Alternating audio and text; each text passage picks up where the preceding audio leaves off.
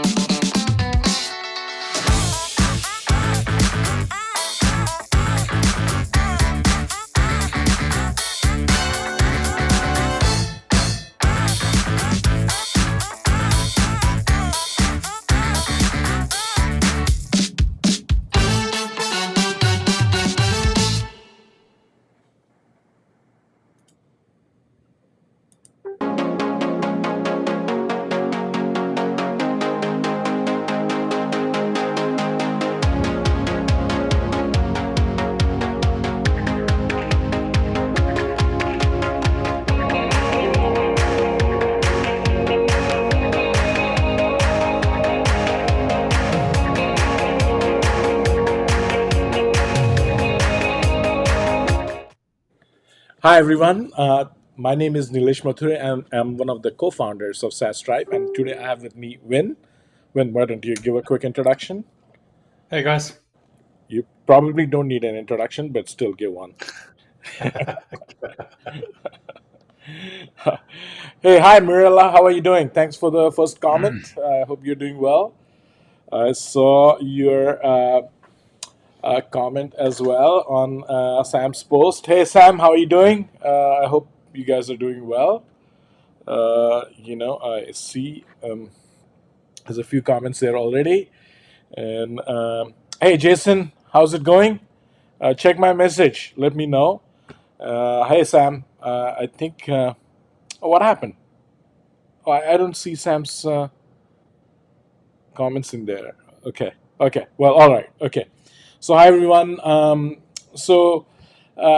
think, there is a post win in our community, and I think we should address it. So, Sam made a spontaneous post around incentivized reviews and I mean there are two sides of the coin, of course. Nobody likes, of course, fake reviews, and at the same time developers need to earn a review. So if you don't get a review, there is still a problem, and if you do get a review, then there is still a problem, right? So how do you, like, we need to find somewhere like a middle ground.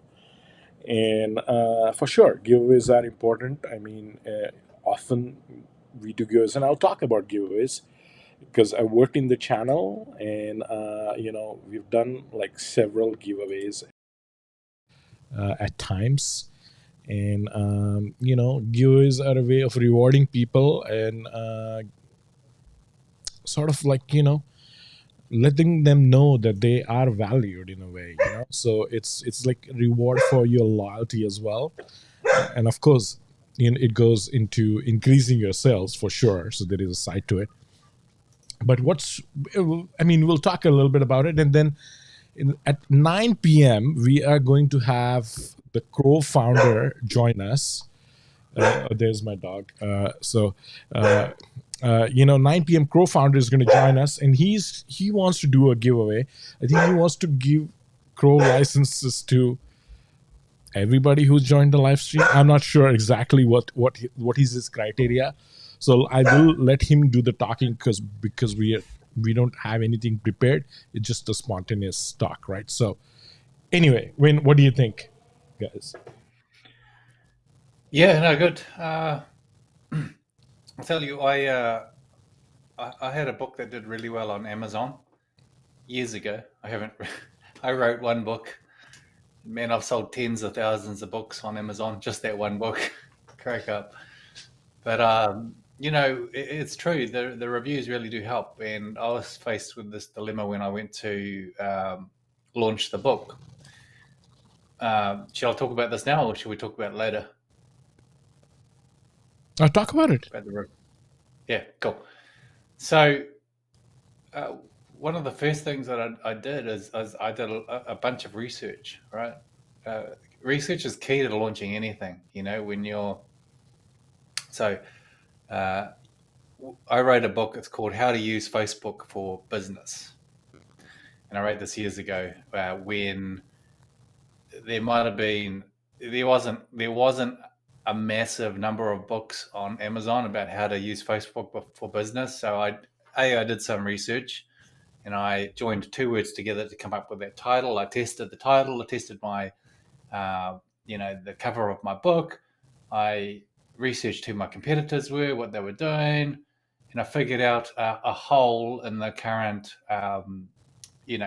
what was being provided. And I knew that there was demand there for this book. So I put it together. I literally took 3 days to write the book. I'm not kidding you. It was a really quickly written book, but it was tidy. I spent a lot more time researching what I was going to write about, how I was going to do it, than I did actually writing it. Once I did that, part of my research was actually figuring out how to promote it. And so Are we I forgetting realized, something? Are we forgetting something? Where's your brew? no, it's here. It's I'm all there. good. Okay, Yeah. This is my home brew this week. that's your home brew. This is Yeah. mine. It's called Brutely. I hope it Brutally. can focus now. My one's Like my called camera Dragon. will lose. There we go. It's called Brutely too. Yeah. Brutally. Yeah. It's a roundhouse kick to the hop head. Okay. We'll find out. I hope it's not like a true kick, and I'll feel it for sure.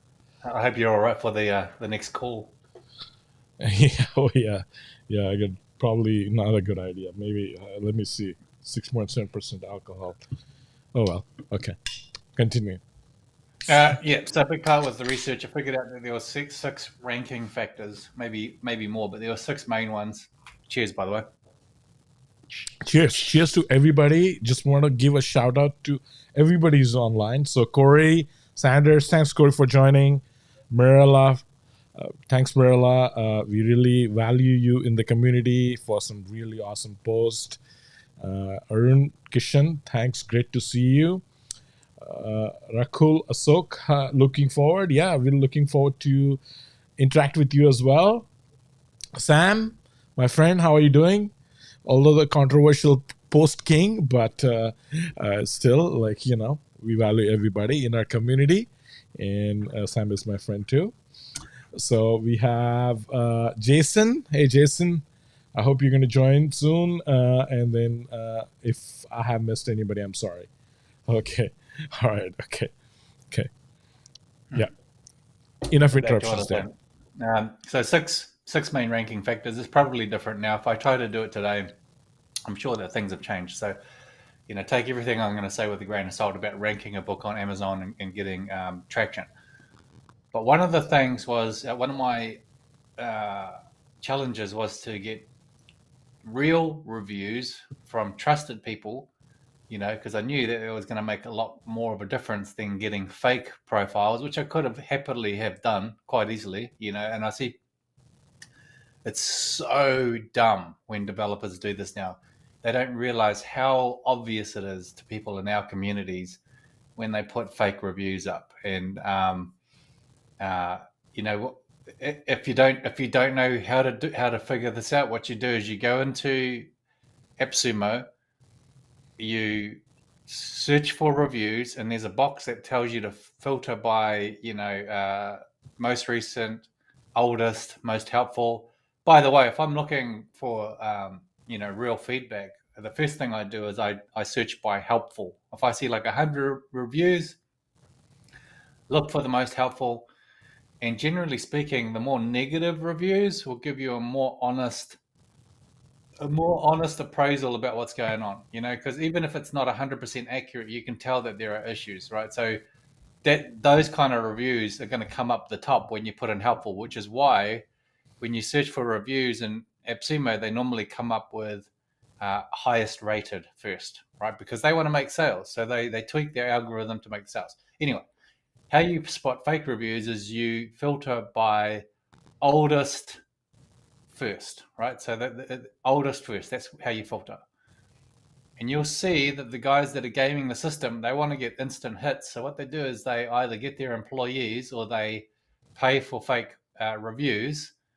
And it's really, really obvious. It basically, almost all the early reviews, all of the first ones are all like one purchase. And that purchase, the review normally comes about a day or two after the product has launched, right? And they're all like, it's all in a clump. So you get like 5 or 10 of these fake reviews, and it just looks silly.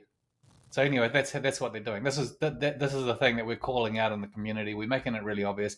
We're not going to call out any names. We just want to make this obvious to um, developers, right? So if you're a developer and you're listening to this and you're launching on AppSumo, please stop doing that. We're not saying stopping incentivizing reviews. We understand that that's part of the game, but there is, in my opinion, a right way and a wrong way to do it. Or there's a degree of rightness and wrongness to this. But anyway, fake reviews, definite no. A, it's obvious when you do the method I'm talking about. B, it makes you look like a scam artist, and it means that anything else that comes out of your mouth after that, uh, lacks trust. Because if you're going to try and trick me on that, then you're going to try and trick me on everything else. Yeah, We know, right? yeah, So but you anyway, see, getting back. Oh, sorry. yeah, you see, I mean, so like, if you are a user of some of the enterprise softwares, not just even enterprise, right? Anybody, Captera, G2, they have programs, right? So they work with vendors and they say, hey, you have been identified as a verified user of this software. If you write a review as a token of gratitude, we'll send you $20, right? So, okay, well, you're already a user. First of all, in this particular case, you're already a user of that software. You typically don't get that kind of an offer if you're not a user. So the review part is genuine, right? I mean, now, if the user, would they get the $20 even if they write a bad review? Yes, normally is the case. They would get $20 regardless of, if they write a good review or a bad review, right? But also, there is a certain time period after which they get the offer. So it's not like, hey, can you write a review and we'll give you like $20 or $50 or whatever, right? So that's not the case with some of these sites. Having said that, it is still very much manipulated, and there is a race out there to be at the top because software is big money. More subscribers pays off infinite times in terms of kind of the money you spend in terms of getting that subscriber, right? Or getting, so, and everybody is influenced by reviews, right? Like somewhere or Yeah. the other, you make a decision, and yes, you try to verify things as well if they are true. I mean, you should, but somewhere you do sort of get influenced with these reviews, right? So, Absolutely. and if you don't, like, if one person is doing it and then and other company is not, then they're going to be clearly left behind. And It's also a way to grow like customer satisfaction. So hey, Jason, you joining here? 1 second. Hi, Jason. 1 second. Let me bring you into the mix. There Hey, you Jason. go. So Joe is away. So let me switch off his scene, and we good. 1 second.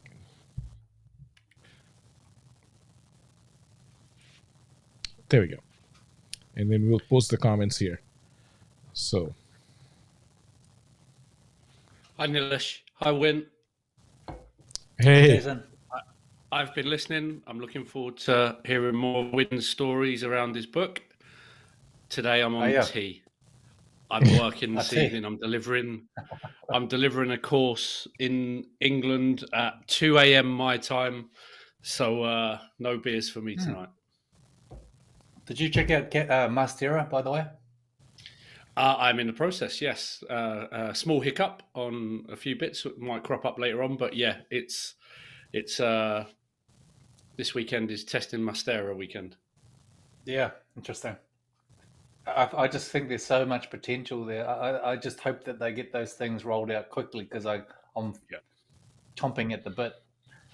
But yeah, one of the big things for me is the capability. I know, like Divergent, I was just talking about reviews, and now we're talking about Mastera. But um, I'm just so excited about the ability to be able to Chromecast and cast to Apple TV because my wife's yeah, yoga studio. Most people use their phone, right, or actually a phone, and then they cast it. They don't actually watch it through a tablet or a computer because how can you when yeah, you're doing yoga, yeah. right? And so a lot of these LMSs are kind of almost useless to me. I mean, what do I need another learning management system for when it can't cast to a TV because you need it, you need a big screen to do this stuff on. Anyway, Absolutely. Divergent. Okay, can I get back to my story, Niels? yeah, please get back to your Okay. story, Corey. Yes, we are bringing people in, and I know we want to bring you in one of these days. I'm going to invite you. Hopefully, we'll do another session this week. So I'll definitely invite you, and you're more than welcome to join. Does that work for you? Or if you want to join, you can, but I'll just have to create a scene for you, and it's going to take some time for me. But I can bring you in. If not, we'll join next time. Let me know, Corey. Okay. All right. Yes. Go ahead, Win. Yeah. Hi, Jason. Um, yeah, so a big part of the research is actually most of the things when it comes to launching like in my opinion 80% of it's research. It's not the actual content creation or the product creation, it's research, researching competitors, researching who your early adopters are, researching all of that. So one of the things that I did is I did research. FYI, if you want to launch a book, this is what you should be doing. What you do is you go and research the power reviewers. There's a list that you can Google. People who have like a power rating, reviewer rating on Amazon. I forget all this stuff. If I can dig up my old guide, because I had created a little guide on this with all of the steps, and it was a checklist. So what you do is you research a list of the people that are power reviewers, and especially more helpful if they've reviewed books in more than one book in your particular category, because you know that they're interested in that topic. I mean, you're not going to get somebody who's interested in gardening to review your book on how to kill somebody in a street fight. They're two different audiences. So you want to kind of get those data points, and you make a list of those people, and then you start reaching out to them. Very non-pitchy. Hey, Neelish, saw that you did a couple of reviews on books around, gardening in the inner city. I've just created a book along those lines. It's covered some of the topics that weren't covered in those other books that you reviewed. And I think they'd be really helpful, to this community.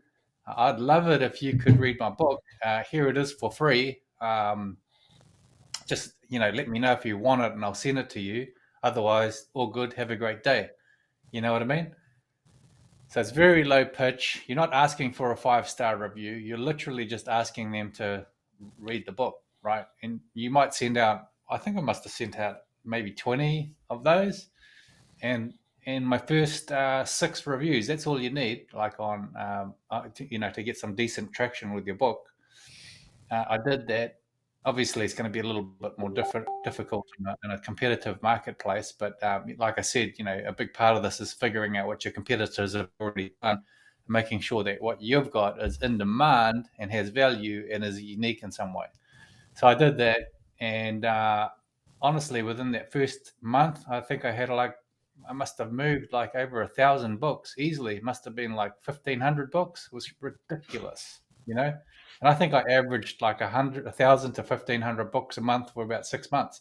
I was the top of the digital marketing category for ages, I mean, if you can, like a big part of this though is research and understanding how the algorithms work. I'm not saying that I'm like the best author or I had the best information. I had a good book. It was good at the time.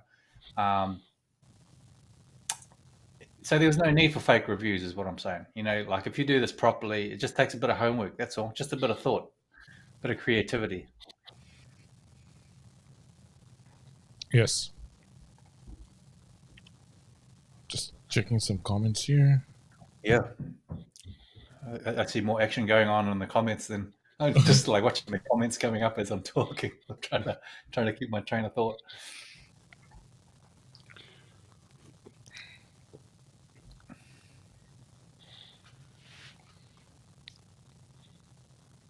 Yeah. So, Jason, what's your thoughts on reviews in general? Do you make your mind based on reviews? Do you like what makes you decide in terms of buying versus skipping or refunding? What sort of influences you? Right. Yeah, I'm a researcher. I'm someone who likes to dig a little bit and try to find out as much as you can. In general, in life in general, maybe that's the coach in me, but I am very wary of reviews. If and like Win said there just before I jumped on, I was listening to the whole of the live before I was in the kitchen making my cup of tea. So I'm similar to Win in the fact that if I see a huge amount of reviews that are dated right at the beginning of the release, or if like a product's come out like this week and I see a huge amount being posted in the first 24, 48 hours, then it's always an interesting one for me. It's like, well, it's only been out a day or two and this is interesting. So I do get a little bit dubious about that. I visit their website. I like to have a look. I'm a little bit of a website snob. If it looks if it looks poorly designed, it makes me question them a little bit. And similar to what Win said earlier, that if they're willing to be sloppy in a certain area, then are they willing to be sloppy in more areas? And I tend to think that's the case. So I would be quite nervous if their website was poorly designed and it was clunky, or you click on links on the website and it takes you to a 404 page. It just makes you think you've not really taken the care in something you're putting out into the world, and is your product going to be the same? So I try to look in different places, and then I think we spoke a couple of live streams ago, Nilesh, about digging into the questions that people are asking and how the developers answer those questions. And what I found really interesting in a couple of AppSumo products is there's been a couple that have received a lot of questions and a lot of the same questions. And watching the developer answer those similar questions with answers that show no frustration or show no short one-line answers. They've actually taken the care and attention to answer a similar question many times in different ways. Tells me that they do take their care and their time, and they value potential customers, and that gives me more confidence. So I try to dig as deep as I can in the limited places where you might be able to draw some conclusions or to maybe identify some patterns. And then I think the additional thing is then when you get the developers come on to here and have interviews. I think you got Mastera on Monday evening, I think, and that is you can't miss those moments or watch the replays, because I think you almost, and it was like the writers then when you had the developer of that on.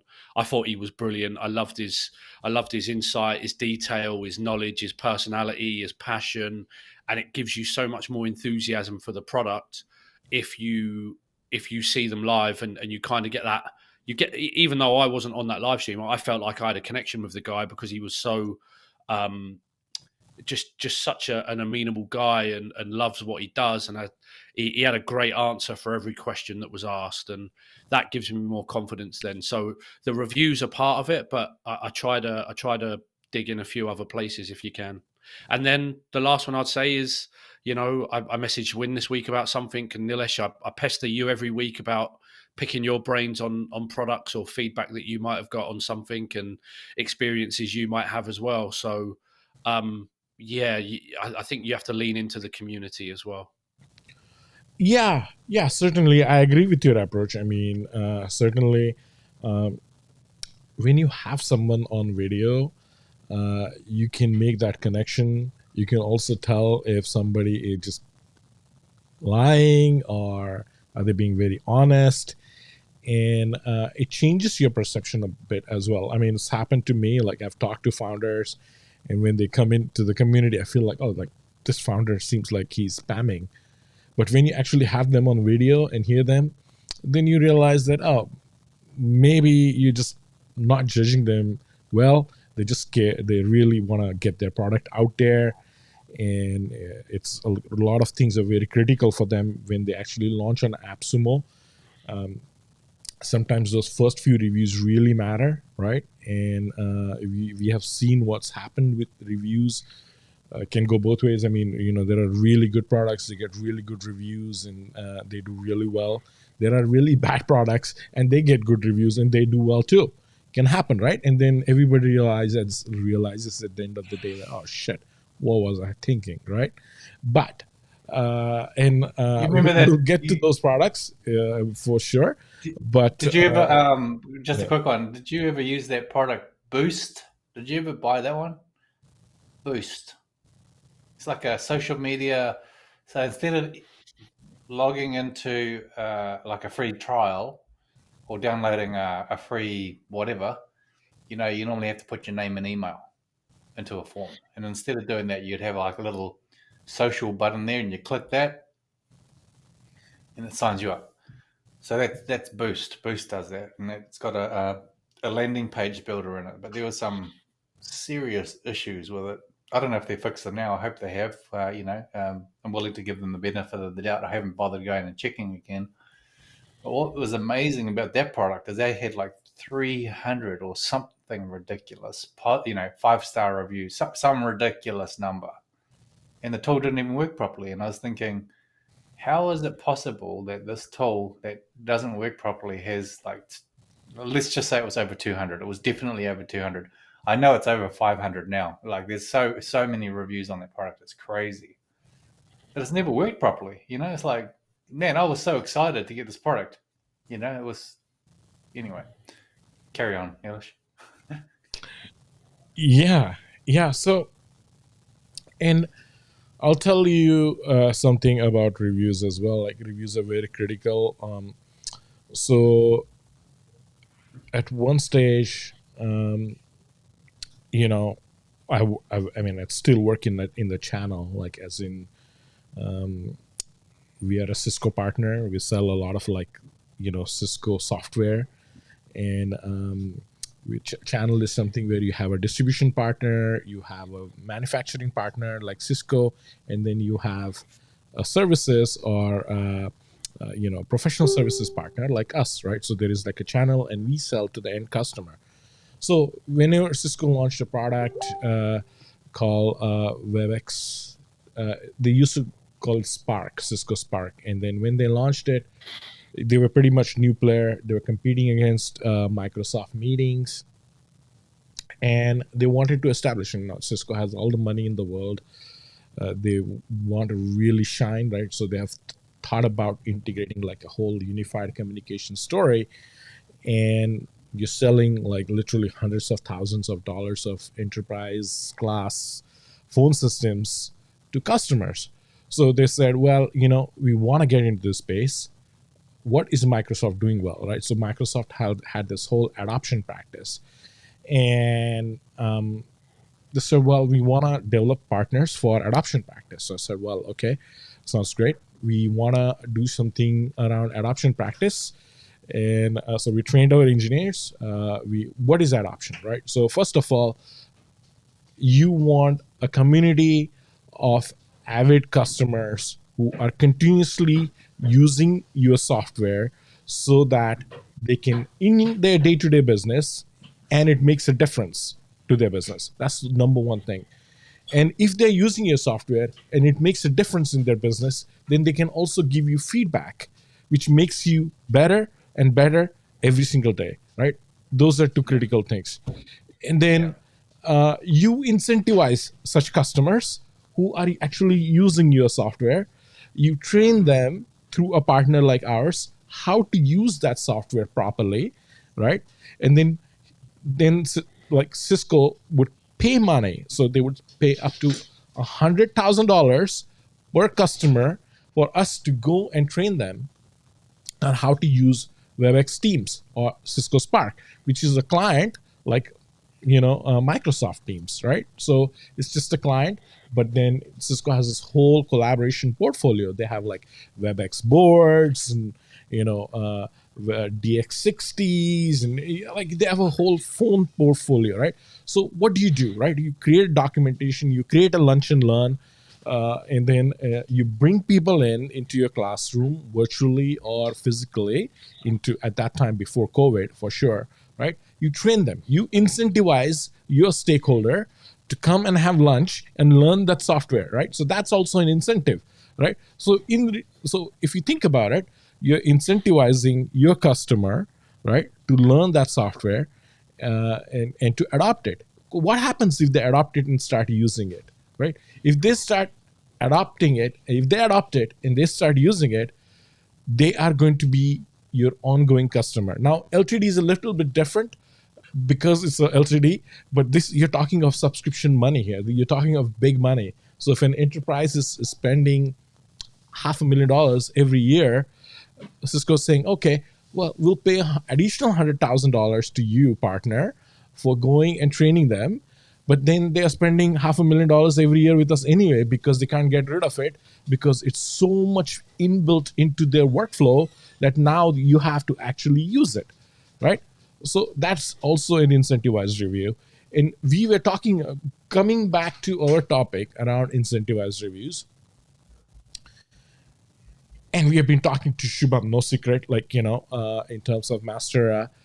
And I mentioned to him one of the suggestions of incentivizing is like, hey, you do something which is like, we used to do in the channel where you do a trade-in migration. So if somebody is moving from another competitive platform like Mastera to Mastera, right, you incentivize them. Somebody who has already built the course, you incentivize them to get additional subscribers. So, okay, you already have 500 subscribers, no problem. Thanks for trusting Master, and here is 2,000 more subscribers per month free for you, right? No need to pay me anything, right? And then you build a case study around it, and then everybody, you get feedback from them, and everybody will follow. So in coming to my point, you don't need to incentivize everybody, and you don't need to incentivize people who are not going to use your software. No, Right? that's right. You incentivize people, those people who are actually going to use your software.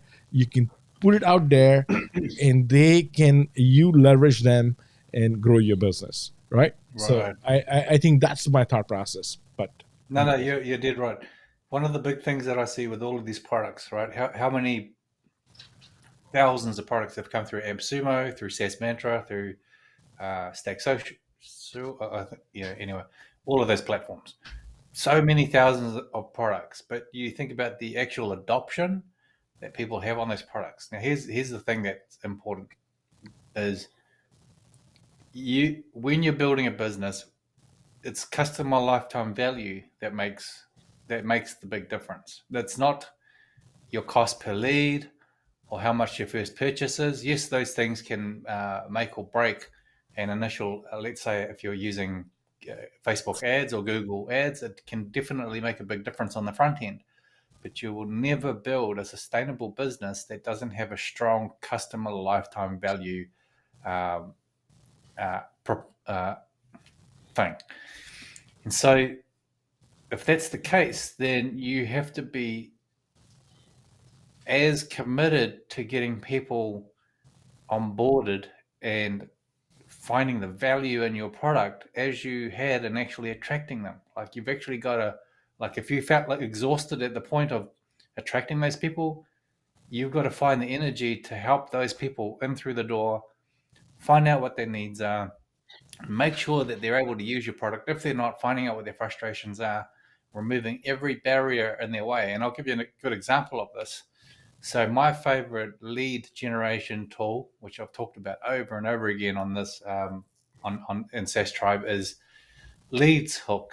Here's a little pitch for Leads Hook. If you're doing lead generation, if you're using Alchema or SurveyMonkey or some other lead generation system, just stop. Just go and use Leads Hook. It is the very best in the world for doing, professional lead gen. And I know this for a fact because I work with guys that are spending anywhere between 50 to 500K a month on advertising. Anyway, off my soapbox for Leads Hook.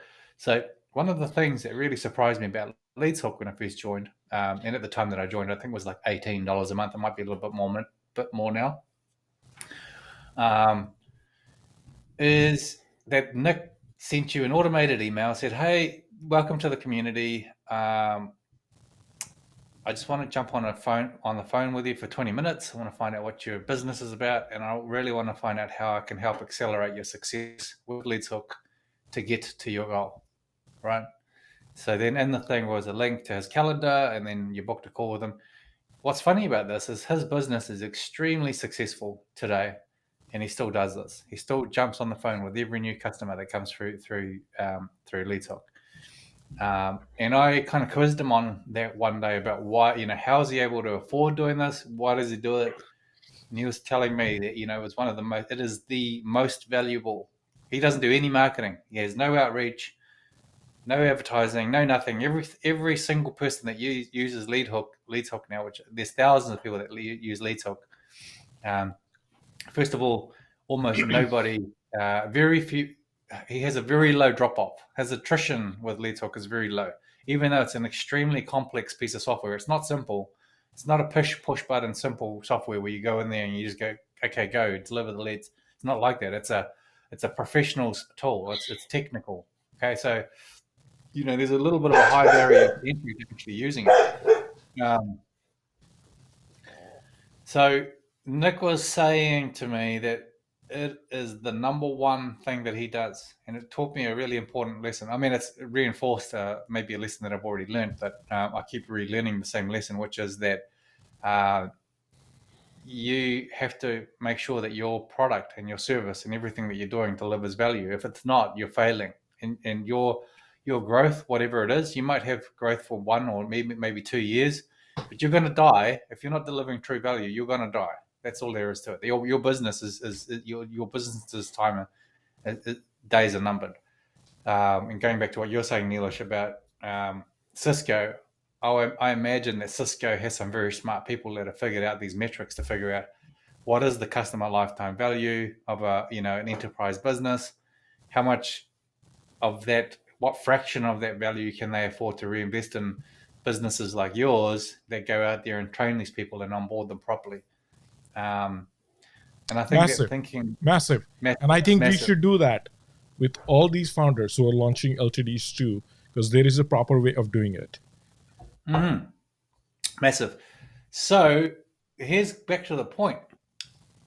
So I'm a marketing expert. My depth, my breadth and depth in a number of different areas is considerable, and I'm not saying that from a point of view of being proud. I've been tortured in this whole marketing arena for years now. Since 2007, I've made every conceivable accident and mistake that I could. I've burnt through tens of thousands of dollars of money doing the wrong things. So I consider myself a competent and even an expert in marketing. I say that because I'm pre-framing the next statement, which is that when people come to me and they say, da da da da da, I want to grow my business, I want my numbers to be up, blah blah blah blah blah, marketing. Okay, let's have a look at your business. Okay, your problem actually isn't marketing. I'm actually doing myself out of a job here, but your problem isn't marketing. Your problem is value, right? Your problem is value, and actually not just value, but delivered value. So, number one, you need to know exactly. So here's a case in point. So, Neelish and I get contacted all the time by founders who want us to talk about their product, or they want to list their product in the group, which is great. They have to come through us in order to get the permission to list on the group, and that's a good thing. But I had a gentleman reach out yesterday, and he was saying, oh, "Here's my thing. What do you think?" And I said, "Well, actually, I think your product looks great, but if I'm honest, I think it's targeted at the wrong people. So I think you got a problem. I don't think it's going to grow. Honestly, I don't think it's going to grow." And it's just better for me to be blunt, just cut straight to it. And anyway, good point for you guys. Anybody here, please read this book, 3-Minute Rule by Brant Pinvidic. I know that every time I jump on this podcast, I have a different book to recommend. 3-Minute Rule, Brant Pinvidic. So Brant Pinvidic, he is a TV producer, and at the time of reading his book, I think he had over 300 shows that had been successfully pitched. I don't know how many of those actually made money, but he's the guy that's behind a number of really popular shows that you watch on a regular basis on Netflix and whatever. But he's figured out the formula for articulating the value of what you create. Okay, so I know that a lot of you have heard different copywriting formulas, whether it's AIDA or problem agitation solution, or breakthrough advertising by Eugene Schwartz, or whatever. There's so many good copywriters out there with so many amazing frameworks. But if you are looking to figure out how to articulate the unique and compelling value of what you're doing, then Brant Pinvidic's framework, it's a book you can buy. I think it's about 10 off Amazon. By far the best message condensing book that I've ever come across. I think you can basically forget about all of the other copywriting frameworks, just read that one and do it. And the basic synopsis is, if you can't articulate the compelling value of what you do in 3 minutes, you've lost, because people are just trying to figure out a way of excusing themselves from a pointless conversation that you're trying to engage them on. Anyway, so value. The key thing is value. What is uniquely valuable about what you do? How does it dovetail with already accepted norms, right? So you've got a number of things that people are already using out there that are free, and whatever, and good solutions that they're already using. How is your thing enhancing value on what's already been done out there, including not doing anything? Like a good option for most people is just, well, I'm too lazy, I got too much to do, I don't want to bother with your thing. And then number two, how can I get those people to use my value? If they decide to do a free trial with me, or they decide to try out my product for a month, how can I get them to use my thing? Whether you're a service provider, whether you're an advertising professional, whether you have a yoga studio online like my wife, this is a big, big problem, and you have to be able to answer that. And this is why I think that one of the solutions that Nick Thackeray, he's the owner of Leeds Hook, going back to Nick and Leeds Hook, I think is a genius move. Yes, it's incredibly labor intensive, but when you're trying to learn about the frustrations and the resistance that your members have, and especially with trying to adopt what you're doing, and they have no idea where to start. I mean, if you guys have watched my initial videos with closers copy, I had literally no idea what to do. I logged into that system, and you're confronted with basically something that looks like a Microsoft Word editor. I don't know what to do. You just got these buttons along the top and the bottom, and where do you start? What do you do? You click one button, and it brings another bewildering list of icons. What next? What do you do? What do you do? I don't.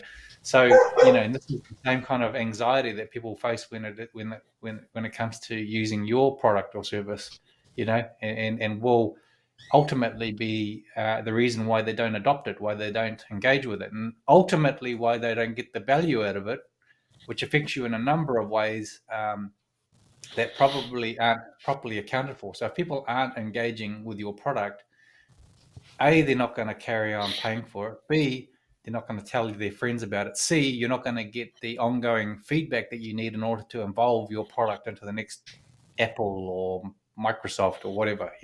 You need that ongoing engagement from people who are actually using your tool or your service. Otherwise, you're not going to know what to fix. This is an unaccounted cost that most people don't think about. Anyway. Yeah, and I mean, what's the point in incentivizing somebody who's not going to use your product anyway, right? I mean, right on. Make sure that people use your product and reward them, right? Because if they use it, they're going to give you good feedback. They're going to make sure that your product gets better, and then you actually have a chance to survive, because it's an incredibly competitive landscape. And I mean, if anything, AppSumo reviews have proven that, it doesn't matter if you have like 700, 800 reviews, you might not get any funding and you might not make it into the big league. And sometimes you have like, I mean, how many reviews does Restream have, right? Like if you look into the deal page, I mean, not that many, right? Really? Not that many? Yeah. I mean, like if you look at Hopin, I don't know how many reviews Hopin had, right? What's Hopin worth today? It's worth $7 billion, right? Ridiculous. Yeah. So I mean, the whole Hopin LTD is another story. But hey, that you don't need 800 reviews. What you need is like 50 really good customers to make the product better and incentivize. Just as an aside, do you know that I just Googled it right now, AppSumo Hopin, you can't find their listing. So they must have paid AppSumo or it told them to take it down. Yeah, they told them to take it down. Yeah. I mean, you can still find it in archive.org for sure. And you can go back and check what the reviews were and things of that nature. Because these days, once you are on the internet, I mean, that's it. You have somewhere, your footprint, right? So, I mean, going back to my point, I mean, you can't really depend on 800 reviews and it's like, wow, my LTD campaign was really successful with 100. I don't think that's the right approach, right? I mean, you are seeing today like reviews which are like through the roof, and then there will be some of these companies who are going to end up in trouble anyway, because you find out that, oh my God, like people are using this product for some completely different purpose, right? I mean, and to be very candid, I'm talking about Varu TV. A lot of people bought Varu TV for the fact that it's for the storage space, because they were doubling into 3 terabytes if you wrote them a review, which is fine. And we had the founder on the live stream. I wish them nothing but, well. But, I mean, a lot of people are going to use that product for 3 terabytes of free storage throughout that lifetime. They're not going to create that many videos and use that bandwidth, which is again good. And those who use it, maybe that could also cause problems for them, because that's the video bandwidth costs money. But again, in the larger landscape of, like, in the larger picture, that money is nothing. I don't think that money really matters, right? Like, if what you really want is like what we talked about, when that you need a tribe of avid users who can give you ongoing feedback to make the product better, right? And hence Oh the yeah. idea of Saastribe when we first met and we talked about it, right? So Oh yeah. It's powerful. Like, and you think about it, like the real asset. Um, and you my need to kind of like the build, hairs on the back. yeah, and you Sorry. need to have like a build like an adoption practice, right? Like, you need to have a partner who can take people through your product, drive usage, and make sure that it is helping their business. Because if it's not helping their business, then your product is useless. You sold it to the wrong crowd, right? Yeah. Yep. You know, the when you talk about that, like with the whole engagement thing, it's for me, it's one of the, it's like the hair on the back of your neck standing up kind of thing. It's there's an electricity, there's a power that goes with that. When um, that is the actual value of your asset. People think it's their product. It's not. It's the value that people are extracting from that product, the engagement with it, the experience.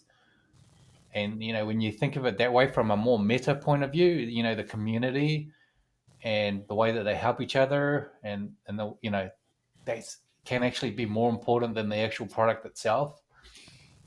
This is just as I'm talking, I'm kind of like talking to myself here because I'm thinking, starting to think of ideas about uh, how to make some of the stuff pop properly.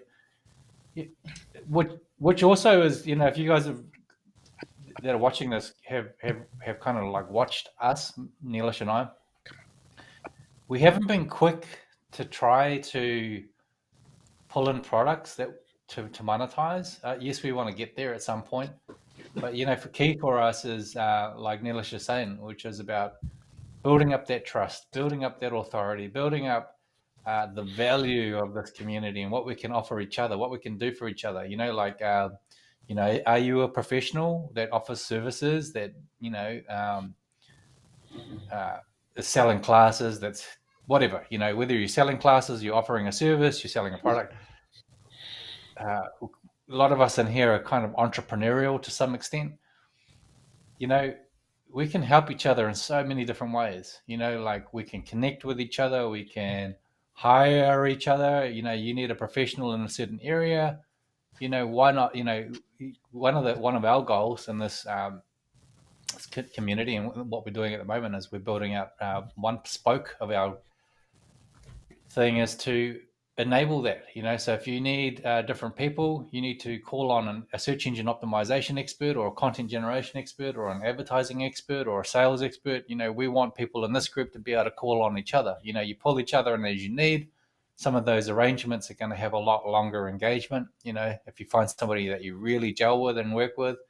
So not only are you able to buy and sell your lifetime deals, or to get the actual truth on a product and not be BS'd by the review system, you'll be able to actually grow your business. And this is what it comes down to for us, creating this amazingly valuable platform with all of these different, what I like to call them as engagement devices. So, each thing, they're actually feedback loops. Every little thing that drives people back into your business and gets them using it again, these are what I call a positive feedback loop. And you hear me talking about that a lot. But if you don't know what those are, research it because it's such a powerful concept. When I agree, one of the biggest things, and I've said it about this group, and I think this group is brilliant. It's been beyond helpful. I'll embarrass Nilesh a little bit, but I think Nilesh has been one of the biggest influences on my business. I think I owe him shares when I make it. But when I'm looking at products, I love to jump into their. It's honest, Nilesh. When I'm looking into products, I like to go into their community and learn from other people that might be in my position. But when I see an active developer or whoever kind of created the product or owns the product, that enthuses me. And if it's if it's to support us when we've got queries or we're having troubles, or whether it's listen to us and to update the product and to make enhancements, that I think that tells a big story. And it happens massively in this community. And when you find a product where it's similar, I think that's gold. I think that's absolute gold. Yeah, Thank there's you. some good groups around, eh? Thank you, Awesome Jason. props to Neelish. You are a gentleman, Neelish. Yeah. Well, we are lucky to have Jason, a lot of amazing folks, and just sharing their knowledge in terms of how they are using their tools. I'm not sure if Marilla is still watching, but I mean, if you look at some of her posts and what she has shared in terms of some of the deals she has used and how she uses them, there's a lot of value in it, right? And then that drives everybody else to share that experience. And there's a lot of awesome folks, right? So I'm always learning, right? Whenever Jason talks, for sure, it's like I have to listen in, and there is a lot to absorb there, right? So for sure, there is a lot of value. Likewise, Jason, the respect is mutual. So yeah. Thank you. Yeah. And so yeah, it's so going back to our topic, for sure.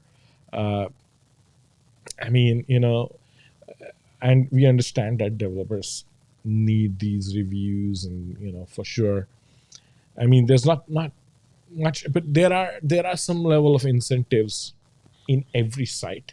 uh at the end of the day, you have to decide on your own, and see what makes sense, right? You can tell a fake review, and don't judge your don't I also want to say that don't judge a review that it's fake on AppSumo just because if that's user's first review.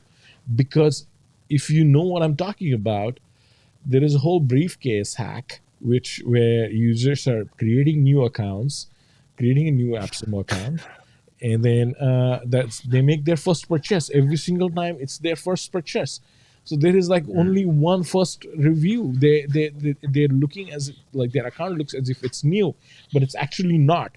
So you cannot really decide just because a user has made a review and that's his first purchase. Don't judge based on that, because that user actually might be a very seasoned user, and it might be actually a genuine review.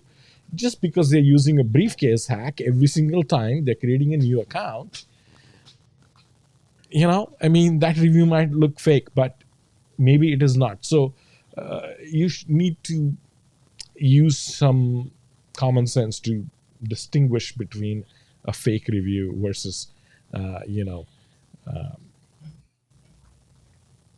like a review which is from a new user, like kind of thing.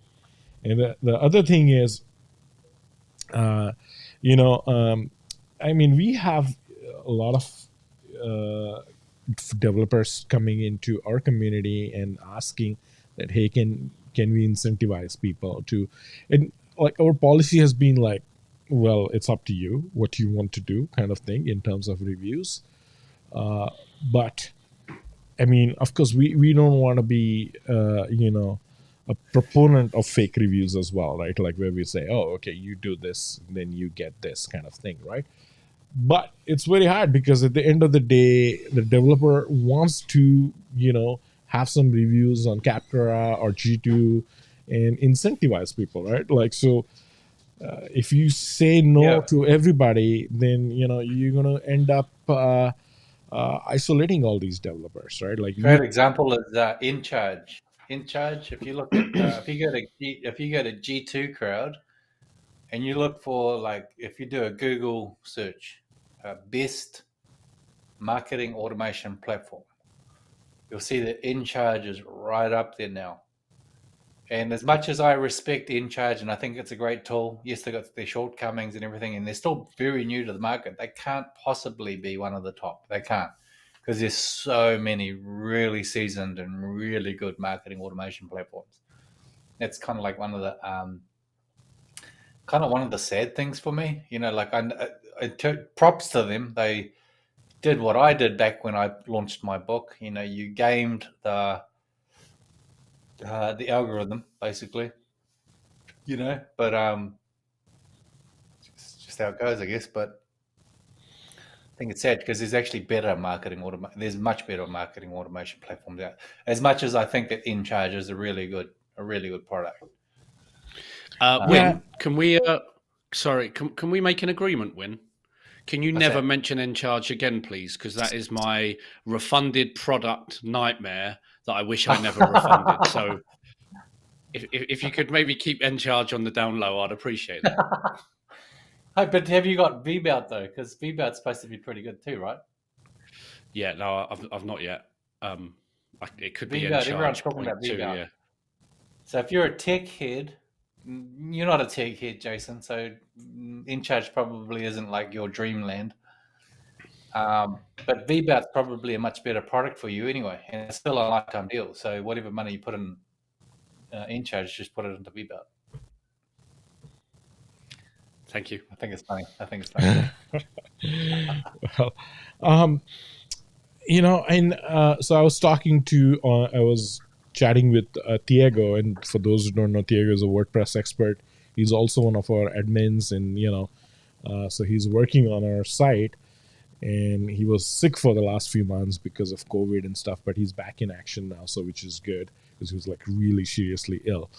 But it's good to have him back. And he's so one of the things which we were working on was like we wanted to capture as much information as possible for every single lifetime deal that happens. Now, it might not be possible for the deals which happened in the past, and there will be quite a bit backlog. So we'll get to that later. And it might not also happen for all future deals because there's too many deals coming out. But what we think where the community's interest is, and then based on the level of interest, we can add those deals to the Saastribe page. And we wanted to do something similar, but not exactly similar like Capture or G2, but sort of like gauge and the interest and have certain metrics based on feedback from the community which goes into a site, and then we can decide that, hey, maybe it is genuinely a good deal or maybe it is not a good deal or whatnot. I still think, there are things which we need to will eventually have to improve and see how it works out, but that's just an idea that we are working on. So to have a centralized place to express and see what deals make most sense. So one of the things is about trust, right? When we're looking at reviews and stuff, really what it is a bit, I guess, is one of the factors at least is trust. How much do you trust what that person is saying? Who are they? Um, is their point of view even legitimate at all?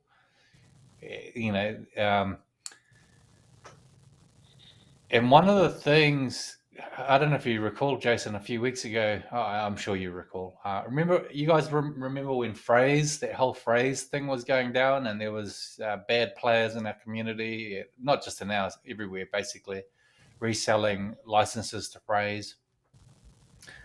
My question is, well, how do you know that somebody is legit? Like, this is something that, if you think about it, this is something that Google has actually figured out. Google knows, or within 99.9% chance that somebody who's writing an article is is an authority on it, B, is trusted. Google knows. You might get away with ranking your article for a week or a month, with crappy stuff and backlinks and all of that, but Google will quickly find out now. Your article is not going to last long at the top of the search engine index, because the reason why it won't is because Google makes billions of dollars every month from making sure that those results are trustworthy, right? Yeah. So as like trying to figure out how to grow this community and how to make sure that people don't get scammed and everything, it's kind of one of the questions that's running through our heads. How can you make sure that people don't get scammed? Well, one answer is to make sure that the people who are doing the trading are trustworthy. Uh, People who are doing the reviewing are trustworthy, right? So how do you do that? Well, there's a number of ways you can do that, but one obvious way is to say, okay, well, I bought something off you, Jason. I know you did me a good deal. There you go. I endorse you. So there, and then create some kind of algorithm around that. So now we know that we've got people who are trustworthy, not only trustworthy with trading lifetime deals with each other, but now I can trust you that when you say something like about a product, that I know that that's probably real as well. You're not just the employee of XYZ company and you're putting that out randomly in order to make sure that they make sales. Yeah. Hey, I'm just gonna check on this gentleman from Grove. Pretty sure he knows. It's supposed to be 9 p.m. and I've messaged him a few times. So he's based in India, so it's probably early morning. So let me. But continue the discussion. I'm checking on him for those who are live, and if he does not show up, still we're gonna get everybody a Crove license. I think the developer wants to meet some criteria, but anyway, I'll talk to him and everybody who had joined live, and we'll make sure I'll talk to them and we'll try to get you a Crove license, right? But I don't know where he is, so let me find out. But carry on the discussion, okay? What, yeah. I think Nilesh, what he said. Oh, sorry. Carry on. Go Jason, on. sorry. Go on. No. You go. Okay, I was just going to say, I think in order to get everyone a license, I think he said you've got to do the spinny wheel, but if there's 20 of us, you've got to do 20 spins. Yeah. That's what he said. Yes. Okay. Or we could just. I was going to. Sorry, Nilesh. No, go ahead. I was going to just comment there about this community and what you and Nilesh have done to grow this over the period of time you've been doing it. This is now this is where I go to. So your source of truth. It is, exactly. And I'm fairly new, so I'm still getting to know people. I've done some deals with people. There's 2 or 3 people that I've probably done more deals with as I started out to get the initial products. And they've been great. They've been super helpful. They check in with me. They make sure that everything's working okay. And I think that's incredible. And then I think it's amazing. Yeah. And I always make sure I do comment that they've been a great seller or a great buyer, and because I think it's important that my experience is shared with anybody that might be looking to maybe engage with them at any stage. But then additionally, I'm now starting to get to know, and let's use Joe. Joe's a great example. 1, he's a great guy, but 2, I pick his brains now when it comes to particularly SEO aspects. And I've got really overwhelmed with all the SEO products and talk and FOMO and all this stuff. And if I see a comment from Joe, that instantly I kind of, Joe, right, what does Joe say? And it's not, I've never met Joe before this group. I've never done business with Joe, but because he's been a honest person giving both positive and challenging constructive feedback, that is to me brilliant, because now I know, well, Joe will call it, if it's good, he'll tell it's good. If it's bad, he'll share it's bad, but he'll do it in a respectful way. And there's other people in the group that do that as well. And now I appreciate the reviews on AppSumo and so on. Absolutely. But this is where I come to now figure out more the truth. Like you said, this for me is the source of truth. And I've not gone for products because of this group, and vice versa. I spoke to you about Cloud App this week and I got it. I spoke to a few other people, and already in 2 days, I've filmed so many tutorials, and it's by having that conversation with you and a couple of other people and reading comments. You're like, this group is my. For me, I couldn't work without a Cloud App. Now I couldn't. Yeah, that to me is like Cloud App is my number 1 most used tool besides Nimbus and Cloud App. to kind of like go hand in hand. But and to kind of not embarrass you, Win, but equally now we've had this screen time, and I make more notes on what you say as much as you talk about your soapbox. For me, this is like Win's learning hour, and but I know that you're respectful in how you praise products or systems, but I know how you're respectful in how you give constructive feedback about challenges of systems and products. That Thank tells you. me you're authentic.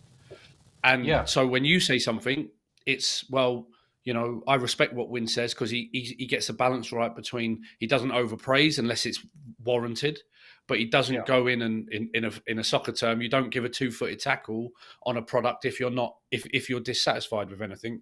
You still respectfully explain what was your experience of why it was a challenge. You validate why you might decide to stay away from a product or something, and that makes it such an authentic feedback system that I think fake reviews obviously are a challenge. You come in here and I think now you get to know the 6, 7, 8, 9, 10 people that operate that way. Oh, they're yeah, my go-to tribe now. I'll always, and that comes because you guys, Nilesh, yourself, and the long-term adopters of this community have invested in that process and that feedback and yeah. that honesty Hundred over a long percent. period of time. Yeah. Yeah, no, you did right. Thanks, Jason. I mean, it's really gracious of you. Thank you for saying that. But you did right. I mean, it's we made a conscious decision to go this path. Like um, it's funny you mentioned Joe because and Jenny is the other one. Like if I'm Yep. thinking about content generation, I'm thinking, what does Joe say? What does Jenny say? Because like I actually know nothing about these tools. I mean, next to nothing. I know a little bit, enough to get into trouble. So when it comes to those kind of things, I call Joe the meme king, and because he really is. You look at the posts he does; Yeah. he's Yeah. amazing at that kind of Yeah. stuff. Just he's got a natural ability for it. And so Just when a shout he's out to Joe and his memes. Because of my experience now getting to know Joe and his memes, I've now started adding GIFs into my newsletter that I write every week, all because of Joe. is that right? Yeah. I mean, it's a learning experience for me. Oh, there's one guy. I don't know if he's going to be watching this, but there's one guy. I do want to get him on. I think he's become a good friend now. I'm not even going to mention his name, but hopefully we can get him on to a talk at one point. But at one point, he was the world's #1 tweeted person. Right? He's Wow. just an average Joe like you and me. Um, but his page, his Facebook page, man, when you look at it, not his, but his wife's Facebook page, is unbelievable. The amount of engagement, I've never seen anything like it. It's just incredible. So definitely be good to. I won't mention him because he'd probably be a little bit embarrassed, but I'll talk to him first. But if he agrees to it, I'll get him on one time and just we can pick his brains on how he does social media because we use Content Studio, Publer, Social B, blah blah blah blah blah blah. I mean, there's a million tools on this stuff now. And it honestly doesn't make you better at social media. When I look at how this guy and his wife are doing it, they are just tearing it up. And I'm telling you, they're Yeah. not using Content Studio or Social B or whatever other tools. It That comes sounds down like to a an under. must, Win. I think Yeah, that would be a yeah, great one I to get reckon. on if he's willing to and his Mm. wife would allow it. Yeah, yeah. Like we follow his wife's cooking because his wife, their big thing is they make this amazing, delicious food, right? She's uh, like a, you get those awards, like awards for being like the world's, like if you're really good in the world at this thing, you've heard of Michelin stars. There's Yeah, other yeah. awards like Michelin stars. She's got like a bunch of them, right? And Wow. um, so yeah, amazing, amazing, and it's good to learn from people like that. That anyway, he's a good friend, and I'll have a chat with him, see if he's willing to come on. He might, he might, Awesome. he might. But he's quite private, so we'll see how it goes. Um, yeah, Oh, Sorry, Nilesh, you're Nilesh, on mute, I think. you're muted. There we are. We got you back. Yeah, I'm unmuted now. Yeah, Yeah. we got you. Yeah. Okay. All right. So, yeah, I have messaged him. I hope he shows up, but we'll continue the discussion around incentivized reviews for now. And, if he doesn't show up, I have the names of the people who are here. We have to ask him to give them a Crow app as a lifetime deal. So, I mean, I'm really hoping he shows up, but anyway, we'll see. Can you give us a quick overview Developer of no Crove shows. from your point of view? I'm looking at Crove now. It looks pretty cool, but I still don't understand what it is. What's Crove? Looks Nilesh? pretty cool. I mean, it has a few things.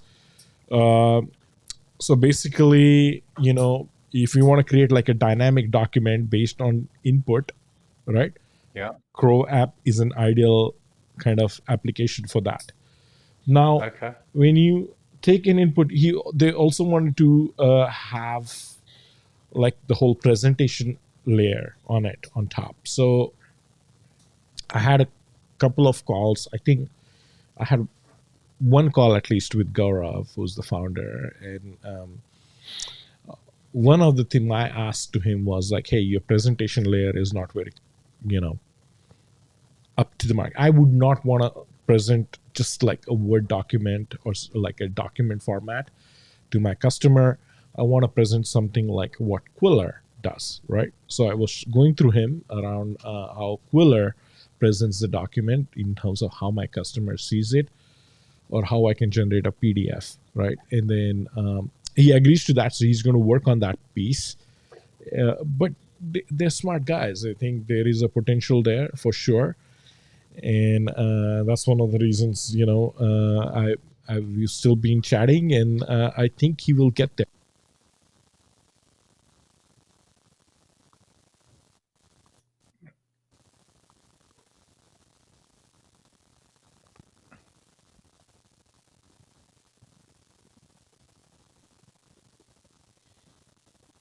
Nilesh, can't hear you. Nilesh, you've gone silent again.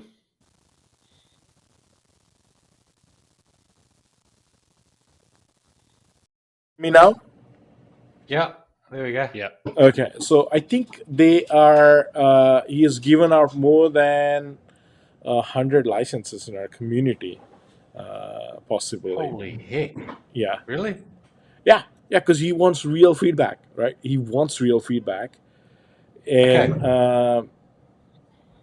This is a good point. Okay, so we come back to the gentleman that I was having a discussion with yesterday. Like, you and I are not going to mention any names, but my question was this: why have you got fake reviews? Like, I was really blunt, right? I just like, pow, why have you got fake reviews? And it's like, oh well, because it happened so quickly. We were over here, and AppSumo reached out, and now our deal's up, and so we needed these reviews. I said, well, okay. Is your product new? Like, I find it hard to believe that you don't actually have any real customers that are able to give real feedback on your product. And they said, oh, whatever. So the conversation evolved from there. My suggestion was, well, even if you've got a new product, a brand new product, you can like Crove, right? But it's kind of inspired me what you've just said. That's why I mention it. You can. This is what we did with our data analytics stuff. Believe it or not, the first few jobs I did 100% for free, even though they took me like a couple of weeks to do. I did them for free because I wanted to learn what the frustrations were that my customer had with certain things. I needed to learn not just my thing, but I needed to learn about what it is that they had frustrations with, right? And at the end of the whole thing, because of the process I'd taken them through, they were raving fans. So wherever I go now, they just put up big, long, supportive advocacy posts about me. I never asked for that, you know. You know what I mean? Like, but that's what yes, happens when you actually go through this process. Like, you listen to your customers and you make sure that they're stunned by the amazing value that you can deliver, and Yeah. it sounds like Crove is trying to do that. So that's awesome. Yeah. That's playing the long game. That's, you said earlier, Win, about sometimes up front it's quite labor intensive, but if you put that work in, like you say, I'm going the journey with you. I'm like, to the magnitude, I don't know, but my really early interactions with BeLive has been so positive that I'm hooked. I'm a BeLive. They've been great Damn. with me. They've been super helpful. Um, Need to and find some cheap I, licenses. I need to- Sorry. yeah, and So just, you're you liking know, the BeLive. engaging You're community. liking BeLive Yeah, over Restream. yeah, yeah, and you know, it does everything I need it to do. The community are very supportive. They've actually championed me a couple of times because I've been quite vocal in their group. Um, and it is like, I think maybe now, because I'm in a position where I'm putting content out there and I value reviews and feedback. Not that I've ever asked for a review, not that I've ever incentivized for a review, but because I'm in that space now, I'm more inclined to acknowledge quality service, quality product, whatever it might be. And that's why I'm happy to take that time to put a review out. If I enjoy a podcast episode, I now review it, because I think it's so important to be like I said, you know, to Win there. I think, Nilesh, you might have been trying to speak to the Cove guy, but I think when you're authentic and you're honest, and it comes from a place of truth, I want that to be what. So if people read my review, hopefully it's like the runway lights for somebody to make either a good decision to buy a product or to listen to good content. Or I commented on Win's Mastera tutorial, not because Yes. I know Win, but because it was really informative. And I think if anyone else needs to have a question asked about that product, I want to make sure that if they do read my review, that it's not just Win's top guy and, you know, all right, dude, how you doing? But it's like, actually, this was really informative and really beneficial. And look, Mm-hmm. people might not go down to read that review, but I think it's so important now. And maybe that's the mindset, because I appreciate any good feedback that I get for anything that I'm doing, that I make sure that I'm contributing to the space in the industry now as well. Yeah. Yeah, yeah. No, thank you, Jason, for that review. I responded to your Yeah. review actually this morning. I don't know. I don't know if you get a notification as well for Yeah. the. Oh, you do. Yeah, I get an email from YouTube for any interactions. Yeah.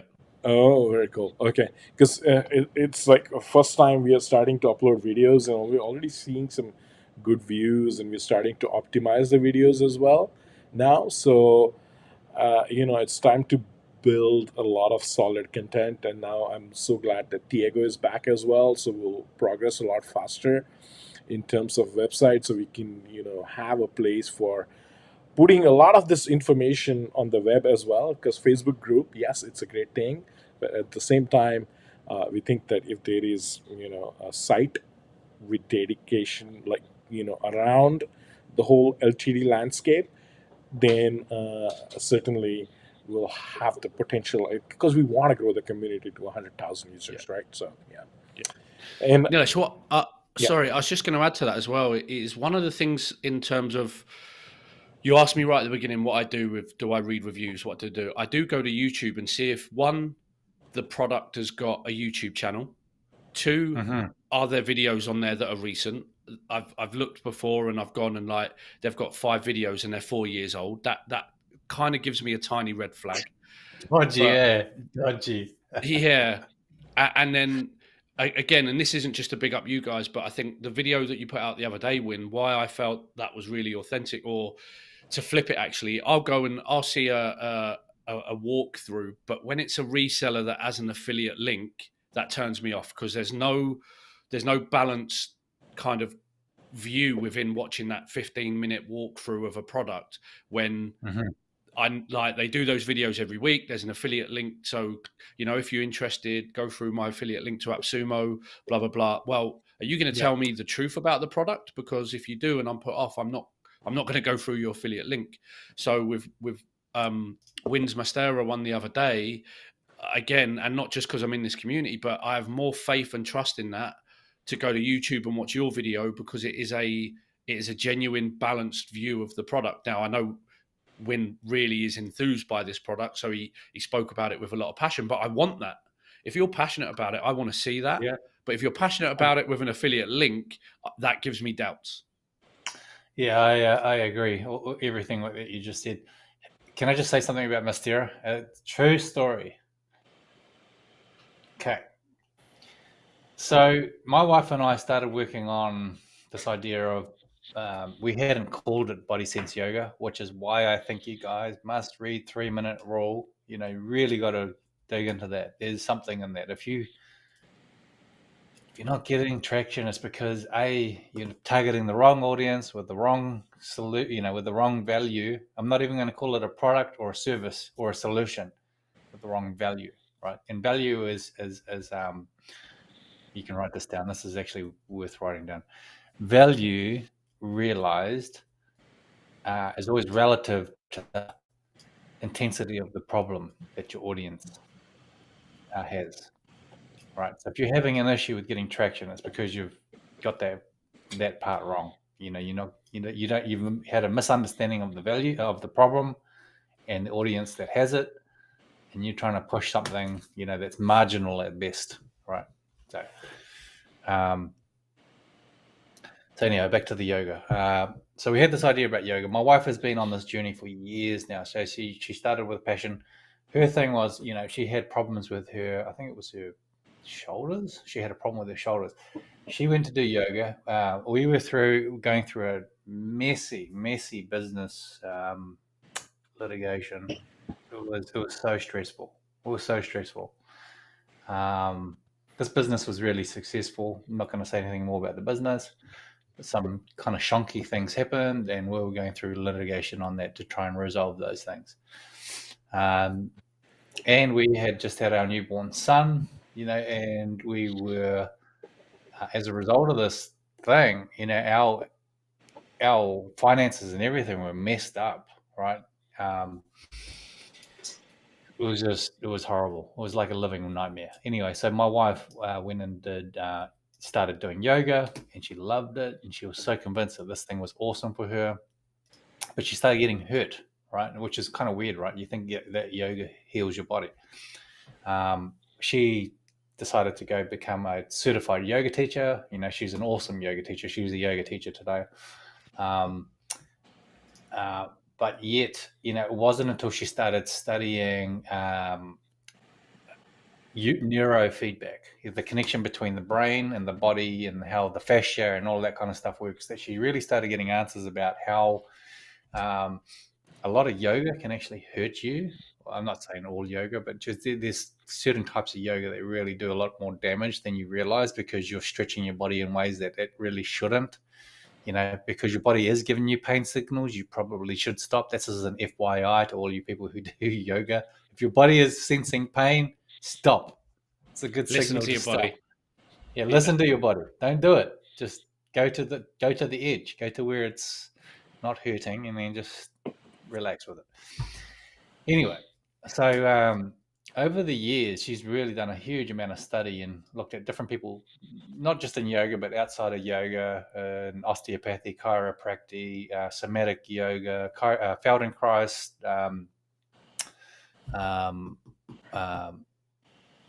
Alexander technique, a lot of different things. Anyway, so she came up with this kind of like hybrid approach to yoga that intersects with neuroscience.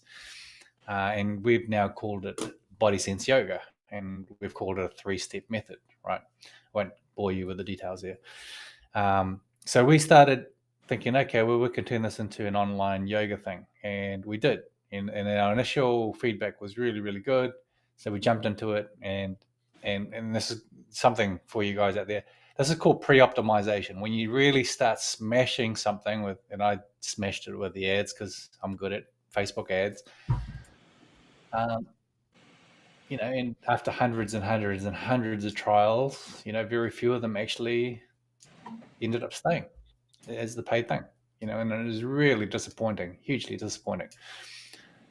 It was in that moment, in the midst of this all happening, and COVID kind of hit about the same time. See, one of the reasons why we really struggled was that basically like millions of yoga teachers and yoga studios all flooded online and started doing their thing online. And so no matter how unique our thing was, it was really difficult to kind of like get that signal heard in amongst all of the noise. Um, and it made me real, and I remember, and this is why you got to be more sensitive and more observant than you have to be more doing. You know, like a lot of people are like, get out there and just do it, do it, do it. Yeah, do it. That's fine. But listen to this. You have to always be observant and sensitive to what's happening around you, right? You've got to be paying attention to the signals. One of the signals that was coming back to me every other day was one of Lauren's friends. Oh man, I want to be doing what you guys are doing. You guys have got such an awesome system. Can you show me how to do that?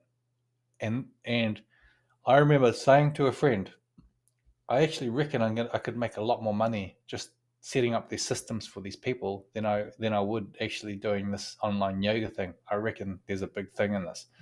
But because I was so overwhelmed with the complexity of getting my wife's online yoga thing successful, which I wasn't ultimately, I'll admit that, um, I didn't have the headspace or the energy to do this thing, you know. And now I see Mastera coming through, and I'm not kidding when I say they're doing what I would have done if I had have had the headspace. That's exactly what I would have done. I would have made a system that you could put your classes up, you could do on demand, you can do live, you can do one-on-one, you can do one-to-many, and you can have your thing not only on a web app. One of the things that I discovered real quick was that most of our audience in the yoga community get their phone and they stream it to their smart TVs. That's how they do it. And so I can't do that with my web app. It just doesn't allow that. But Mastera does. And yes, it's a paid add-on. I think it's around about $100 or something like that for the Android and the iOS, which, by the way, people are complaining about. That's fine. I'm telling you this. It's actually cheap. If you've got a business that's actually making money, you're getting like, I don't know, $10 to $100 a month per member. Can you not afford to pay $100? Yes, you can. Like, pay for the thing. You know, you get started with the lifetime deal, but once you get traction, then you pay for the Android and iOS apps. And these guys even do TV apps, which I've never heard of. I didn't even know you got TV apps. It's like, yeah, there When you we go. live on our phones now, like the courses I'm writing, I have to make sure it's a mobile platform because every life is now on your mobile phone. So to spend a little bit on the mobile app, for me, it is an absolute no brainer. Yeah. Like, if you're serious about building your business, right? I mean, look, let's face it. I can tell you how to build a mobile app. Yeah, for those of you who want to build a mobile app, go do this right now. Google search these two words: draft bit. Just one word, draft bit. Actually, not word, two words, one word, two words joined together, one word, draft bit. I mean, yeah, you can build basically a draft bit is Webflow for mobile apps. You can create incredible. It's like the most open-ended mobile app builder of all. I can build mobile apps. Don't get me wrong. I can build mobile apps, no problem. But I'm telling you, even with the knowledge that I have, I know how to build Facebook, Firebase apps. I'm a JavaScript coder. I've got a huge amount of experience in all this stuff. It was still, realistically, it still cost me 30, 40K to build something decent for my wife's business. And I'm talking about months. And I'm talking about a whole bunch of bugs and sleepless nights. Really? Really? You got that kind of money and time? Do you have that expertise? No. Don't do it. Just go spend $100 a month. Done. You know? That's kind of my thinking. Hey, so in terms of, I think it's invite only, right? Like you had extended me an invite, I believe. I'm not sure if they opened it Oh, up, but maybe you want to extend an invite to Jason, and if anybody else is interested. Oh, I have Gaurav messaging me here. One second. Okay, yeah, it's finally messaged me. Good morning. Okay, one second. draft bit. Yeah, Corey, it's draft bit. Yeah, what Neelish just said there.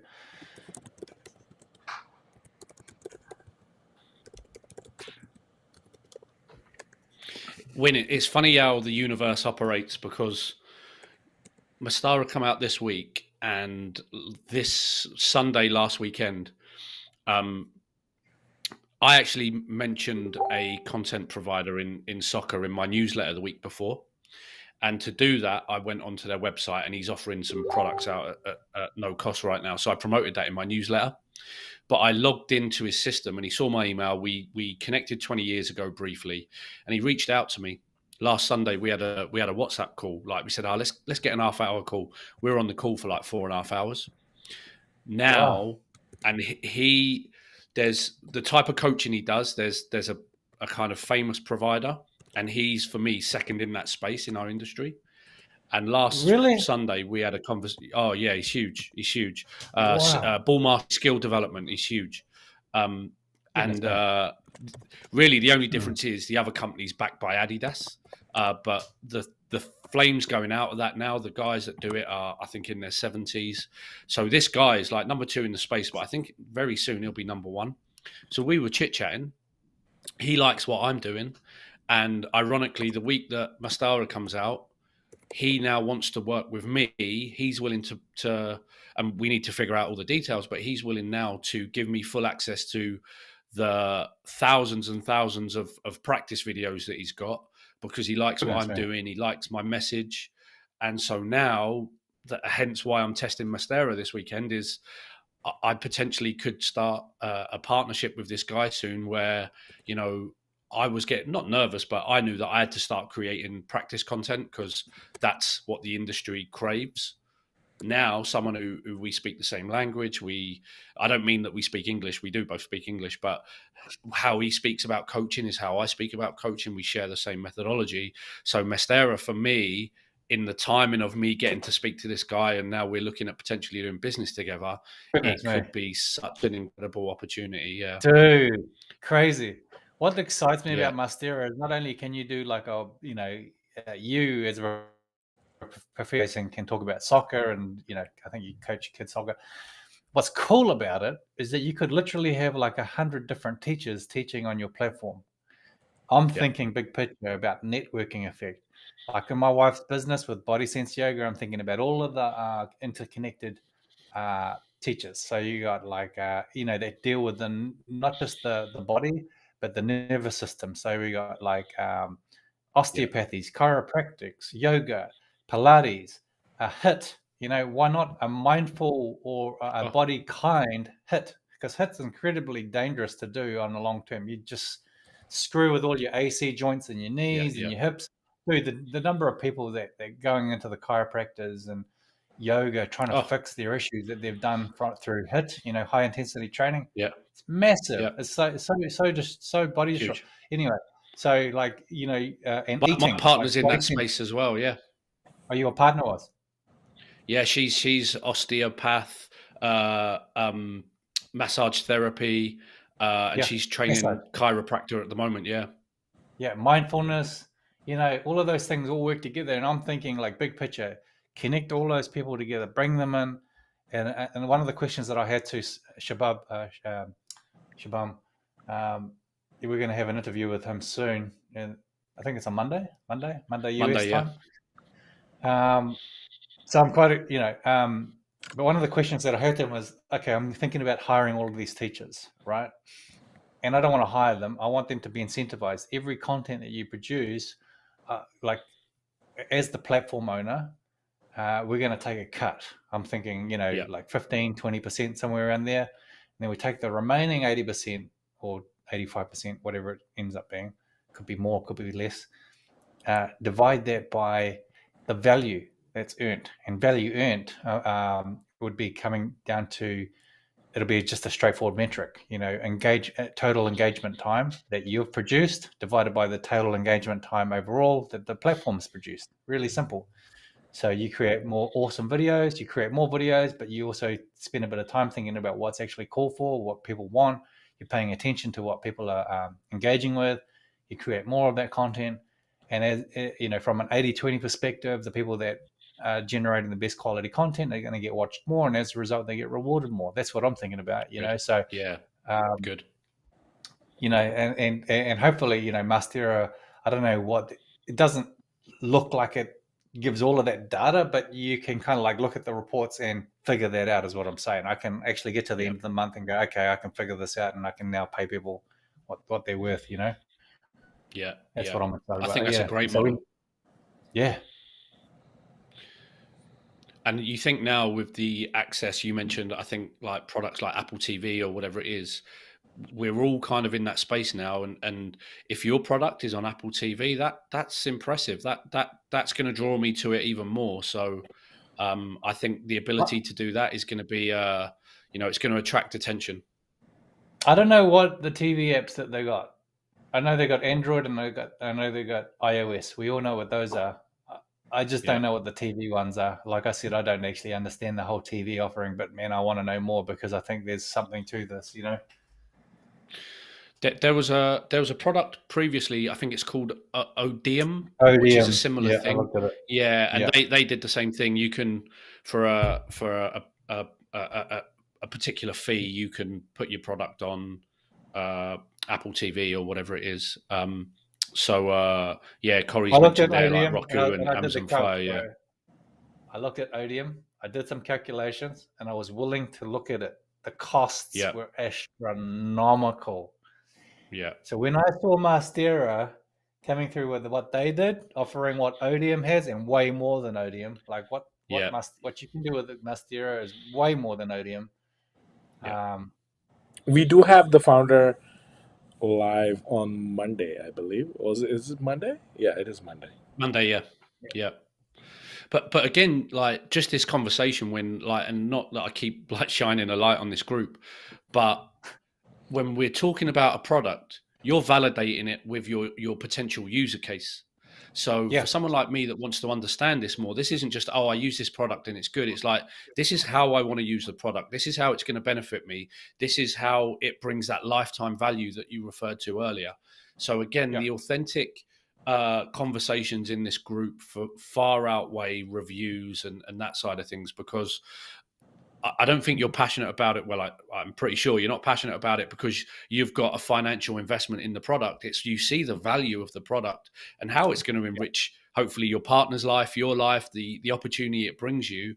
And you're talking about how you're looking at the limits or the features and these things and how it's going to impact you if there's limits that are restrictive, how that'll impact. So it's such a balanced and authentic view of the product, and that's what the value of this group is. And I'm learning from just having this conversation about how you see the product. I'm an entrepreneur first and foremost, and when I say that, I don't mean I'm out there trying to make money any way, which way or form. When I use the word entrepreneur, I use it like synonymously with the word adaptive, entrepreneur. To me, they're the same thing.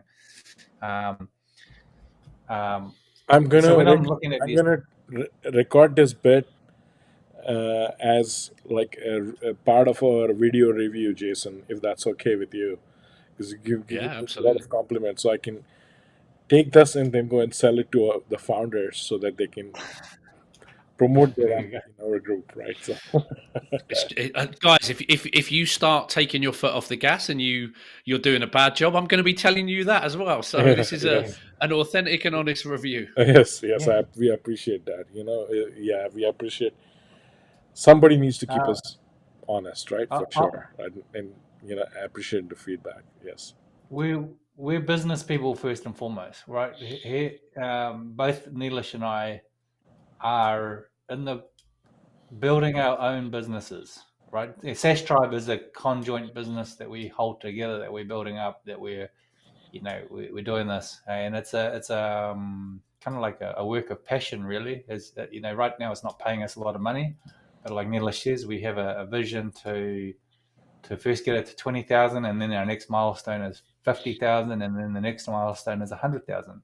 We're going to get there. We're making some waves, man. We're going to definitely do it. Why are we going to do that? Because we see the bigger picture here that a lot of people are missing. There's different groups that are trying to do what we're doing, and that's fine. We welcome the competition, and we applaud their successes. There are some things that some of those that one or two of those groups are doing that we think are shonky, right? And we've called them out on it, and they get upset, man, when we call them out, right? But that's fine, whatever. We're not going to mention them again. One thing we do not want is basically people trying to plug their links in messaging our users and spam. We don't go and do that.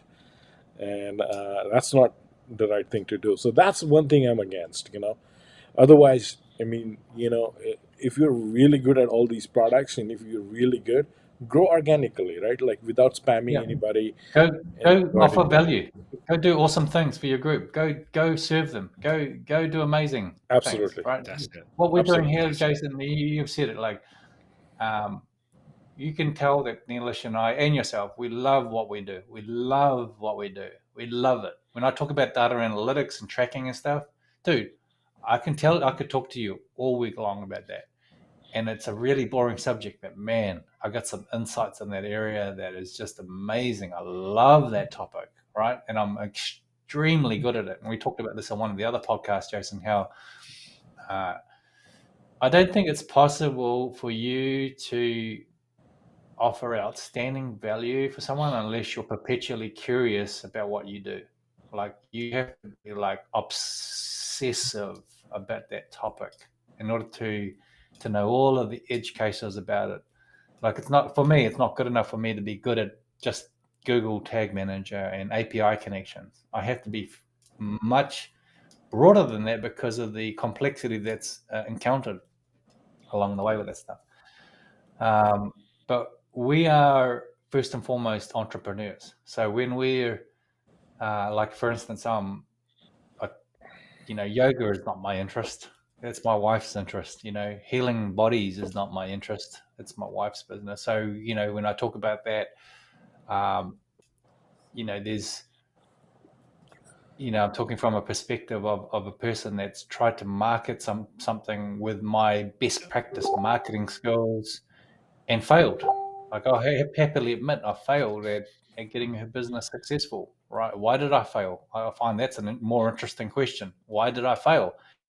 Knowing all of the knowledge that I have, having access to all of the frameworks that I have, not only just in copywriting, but in building funnels and all these technologies, um, it's quite possible to fail and yet be awesome at all these other things. And it comes back down to value. How is your thing Yeah. uniquely valuable in a crowded marketplace, right? How can you do that? I do think that she's going to be successful with what she's doing. I really do. I really do. And um, Mastera, I think, is a tool that can help with that. I think that Mastera can help Yeah. with some of that, and I think it's been a something that's been missing, and I quite frankly haven't had the headspace to develop that platform. So I'm quite pleased that they've come along when they have, because I'm going to give it another crack. But anyway, I'm not pitching Mastera right now. I just No. thought I'd talk about it. And Yeah. and Win, I think one of the valuable things in what you just said is actually, I think, now my biggest lesson. I know we spoke I think the last live stream was about the LTD addictions, which I had my little spell of going crazy and buying left, right, and center. Now, the message you just gave there about the product, you have a valid user case for the product and you're passionate about and enthusiastic about that. That's now my first question is, right, how is this going to help me? How is it going to assist what I'm trying to do? And I've learned that now in this environment. The value that this group has brought to me now is manage the FOMO and ask yourself first, how is this product going to support me? And it sounds like for both of us, Mastera is a great example of a product where we feel this is going to be beneficial for our purposes and our user case. And if everyone else is talking about it, and I think, like, for anybody that's like, wow, Jason and Win, they're really, this must be a great product. Ask yourself, is it relevant to you? And is it going Yeah, to be your don't business just and your buy it. purposes? Yeah. Yeah, Yeah. don't just buy it because we said it. Just buy it. There we Hey, go. Okay, we're over with our talk. It's hey, good up. Nice to meet you. Over Next the talk. graph, yeah. hey, no, I love that discussion. We can continue, but I just wanted to acknowledge. Thanks, Gaurav, for joining. Only an hour late. I'm Thank you. kidding. Thank you I'm for kidding. having me. I'm kidding. But I'm glad you joined. I know it's super early for you, and I'm glad you joined. I think there was some mix up between the time zones, but I'm Correct. glad you joined. Uh, but we're just having a weekly discussion about various topics, and we will hand it over to you. But let's continue, and then I'll bring you in. Okay? Sure. Okay, all right, okay. Yes, Jason, sorry to interrupt your thought. So, yeah, thought process. Go ahead, please. Yeah. No, I think we just came to the end of it. I think we were just acknowledging we're passionate about the product because it's a product that we have a real sense of value to what we're trying to achieve. And you know, it's easy to get FOMO when two guys are getting so enthusiastic about a particular product, but it's important. I've learned a big lesson for me now is there a user case for the product? If so, then be passionate about it. If there isn't, don't get FOMO. Yes. Let's And talk Crove. Crove looks really interesting, so, Gaurav. I was just having a quick look, and I was saying to Nilesh, can you give me the high points about Crove, and then we can kind of like dig in. But like, what's the gist of it? What's the high level value of this thing? Yeah, yeah, definitely I can do that. So at a very higher level, Grove is a document automation solution which is very, very flexible when it comes to rendering the content inside the document depending on your business conditions. For example, you can have various types of fields in your documents. You can have multiple level of conditions on a paragraph inside your document, on an image inside your document, on a field inside your document, so that depending on a particular condition, that paragraph, that image is rendered inside the document. So that's what the main power of Grove is. And then you can connect those fields inside your document to another apps, or to an API, or to a form, or wherever you want to generate your document. So that's what it is. And then the generated document can be delivered to a Google Drive, to an email, or wherever you want. Holy crap! Okay, so you can connect. Can you connect API or webhooks into it? Can you also connect Yes, APIs out, yes, or is it just yes, yes. incoming? Yeah. We have incoming webhooks, we have outgoing webhooks, we have integrations with Zapier, Pabbly Connect, Integromat is coming soon, and you can connect it with the inbuilt Grove forms as well. Our Grove forms are multi-step form, and along with that, they offer branching logic as well, like type form. If this happens, then render this branch of the form. If that happens, render another branch of the form. And you can have a multi-step form also. So okay, so you can have Crove you can create a multi-step form, or do you have other software that creates a Correct. multi-step form and then No. Within Chrome, a form gets auto-generated for you when you are creating your template. And then you can customize that form as per your needs. So let me share my screen, because that way I think I will be able to share better, tell you better. I shared my screen, Nilesh. You, I think, have to approve it. yeah, just 1 second here. I'm going to take you to a scene. 1 second.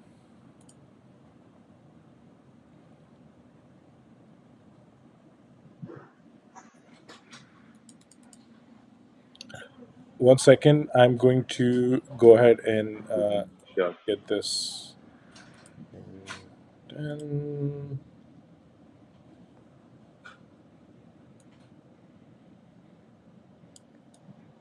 Jason, I'm going to add you here. 2 minutes. Thanks, Nilesh. I'm actually just going to go and top up my cup of tea, so I'm going to disappear for 2 minutes. Oh, yeah, that's fine.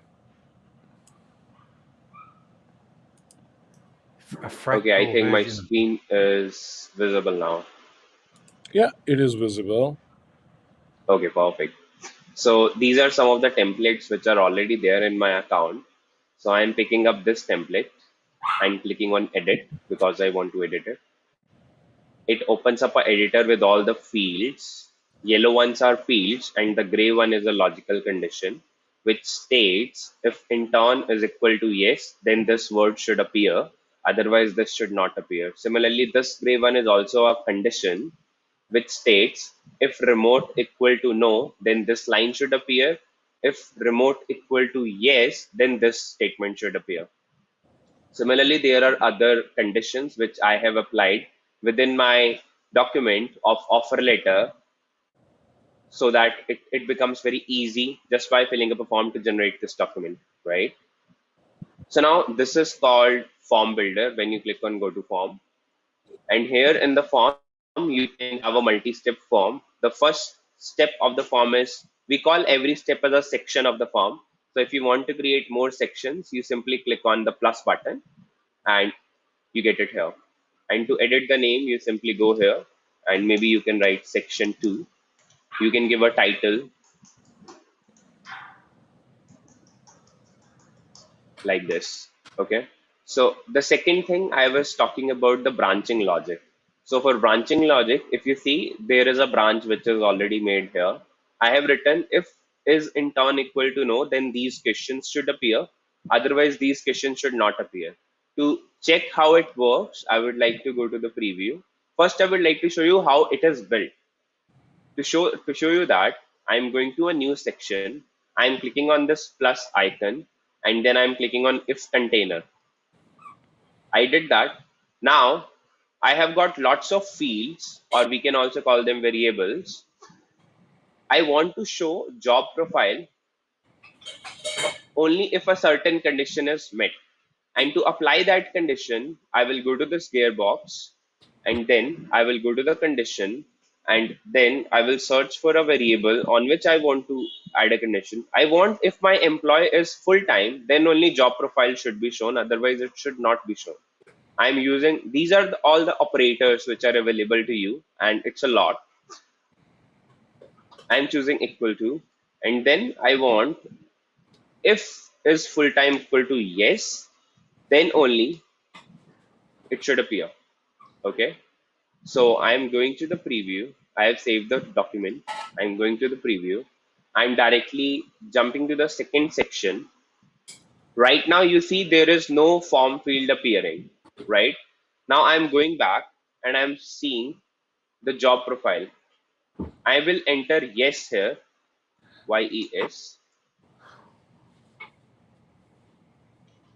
So I have to edit this form a little bit because there is no option of yes available, which will render this. Okay, so there is a mistake on the creator's end. Let me just fix that. I will provide an option called yes. I will go here and I will provide an option called yes here, and I will save it again. Now I will go back to the preview. Now I will click on yes, and you will see in section 2, this should appear.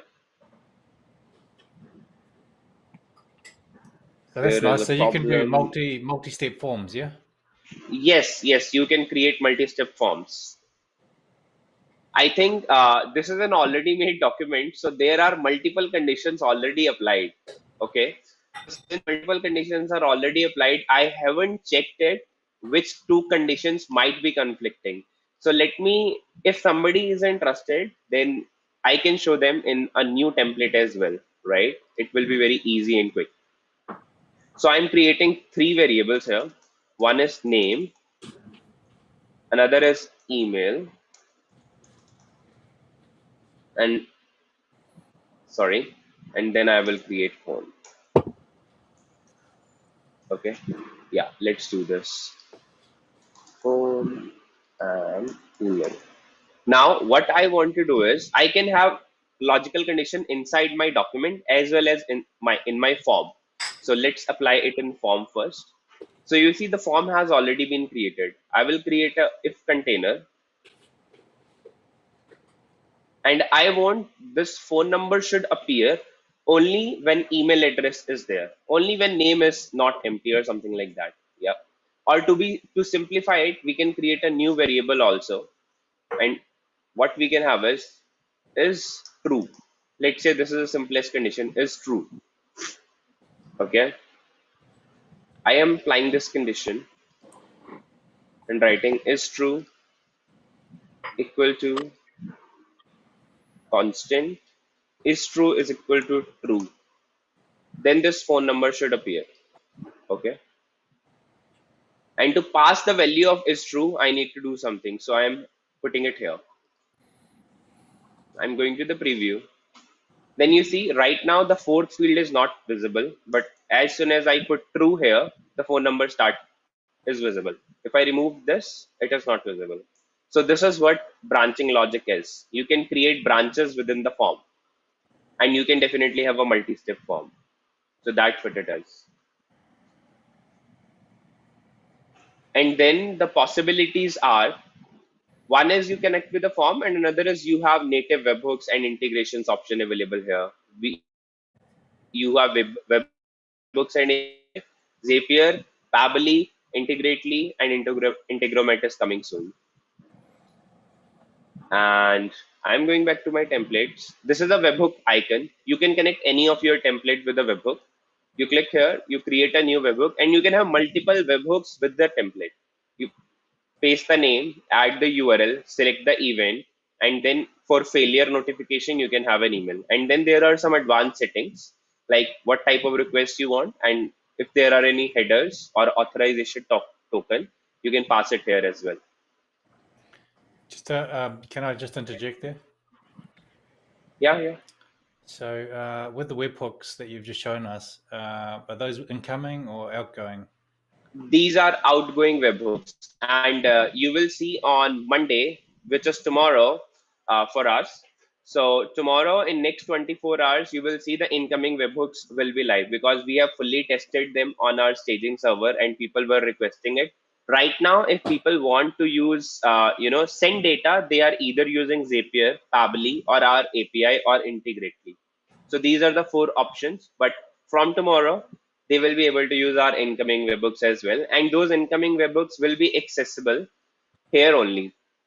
You will click on this webhook, and on the top, you will find two tabs at this location. It will show incoming or outgoing. So users can select incoming or outgoing, and the further user flow will start from here itself. So this is what I showed. It was outgoing webhook. When a document is generated, it can be sent to a webhook so that it can further be executed. So how would the incoming webhook work? So if you were to send data in, what does that Yeah. trigger? What So happens have you used Zapier or Pabbly? Yeah. Okay. Okay. Perfect. So in our system also, it will work the same way. We are giving you an interface from where you can map variables inside your template to the incoming. Let's suppose an incoming variable was name from your web form, which is on your landing page.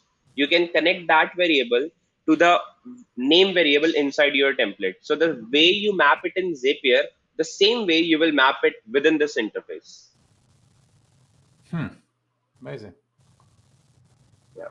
So it's exactly the same. And in you can say in approximately one more week, we are almost done with expressions. Have you used script editor in Google Sheets or Google Docs? Yeah. So you will be able to create scripts inside Crove so that you can create your custom formulas.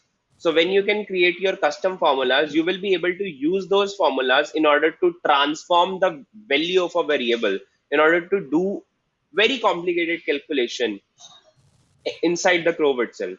So basic formulas will definitely be possible, like sum, multiply, divide, percentage, board mass stuff. Those are very easily possible. But on top of that, you will be able to create your custom formulas and then use those formulas to convert a variable's value into something other. So one very simple example can be, if you write a check, in the Sorry. check you have. Gara, one second. please go Are you ahead. done sharing the screen, or are we going to talk a little bit about anything else? Or can we go back? Oh, no, I mean, you don't need to stop. You don't need to stop. Like, I'm just asking so that I can go back into this mode. But if you want to share it again, keep on switching back. You're welcome to share it again. No, I don't need to share, Abhi. Okay. And then, so I think that was Marilla's question. We answered it in... Win, sorry to interrupt. 1 second. No, you're good. Yeah. Sorry. There's quite a few many questions for you, Gaurav. I'm just like, my brain is just like cooking with gas. This is no. This is It's good. totally It's good. It's good. I'm enjoying the conversation. We are lagging on behind on a few comments and questions. So, Gaurav, I know it's early morning for you, but are you okay for time? You're okay, right? Yeah. I'm okay. I'm All totally right. okay. Okay. And you're going to do a giveaway, right? Because there's a few people waiting. Yeah. Okay. All right. Yes. Okay. We All will. right. Okay. All right. Because we had a whole discussion about giveaways in our community today, and we are talking about what would be the appropriate way of doing it. And we are thinking the appropriate way of doing it would be to reward those people who are actually using it. But from a Okay. developer perspective, I understand you also want reviews. So we're not going to stop you from asking. I mean, those things. But we've had those discussions around. So Yeah, it's appreciated if the giveaway receivers are giving us a review, and even if they are not, then it is all right for us. No worries. that's great. That's very Yeah. generous of you to do that. You also want to check if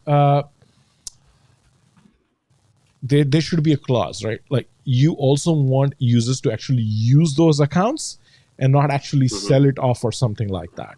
You know what I mean? Correct. Correct. Right? Correct. You don't want to profit for something which you have received just like that, use it, right? Kind of thing. So I would, anyway, without spoiling the party for everybody else, I mean, there has to be some good reason, Definitely. because from a developer perspective, you're being very generous, and at the same time, from a user perspective, we want them to get the LTD, but we also want them to use it and not just sell it for profit or something like that. So basically, how we generate review codes is when you will create your Crow account, it will be added to that account itself.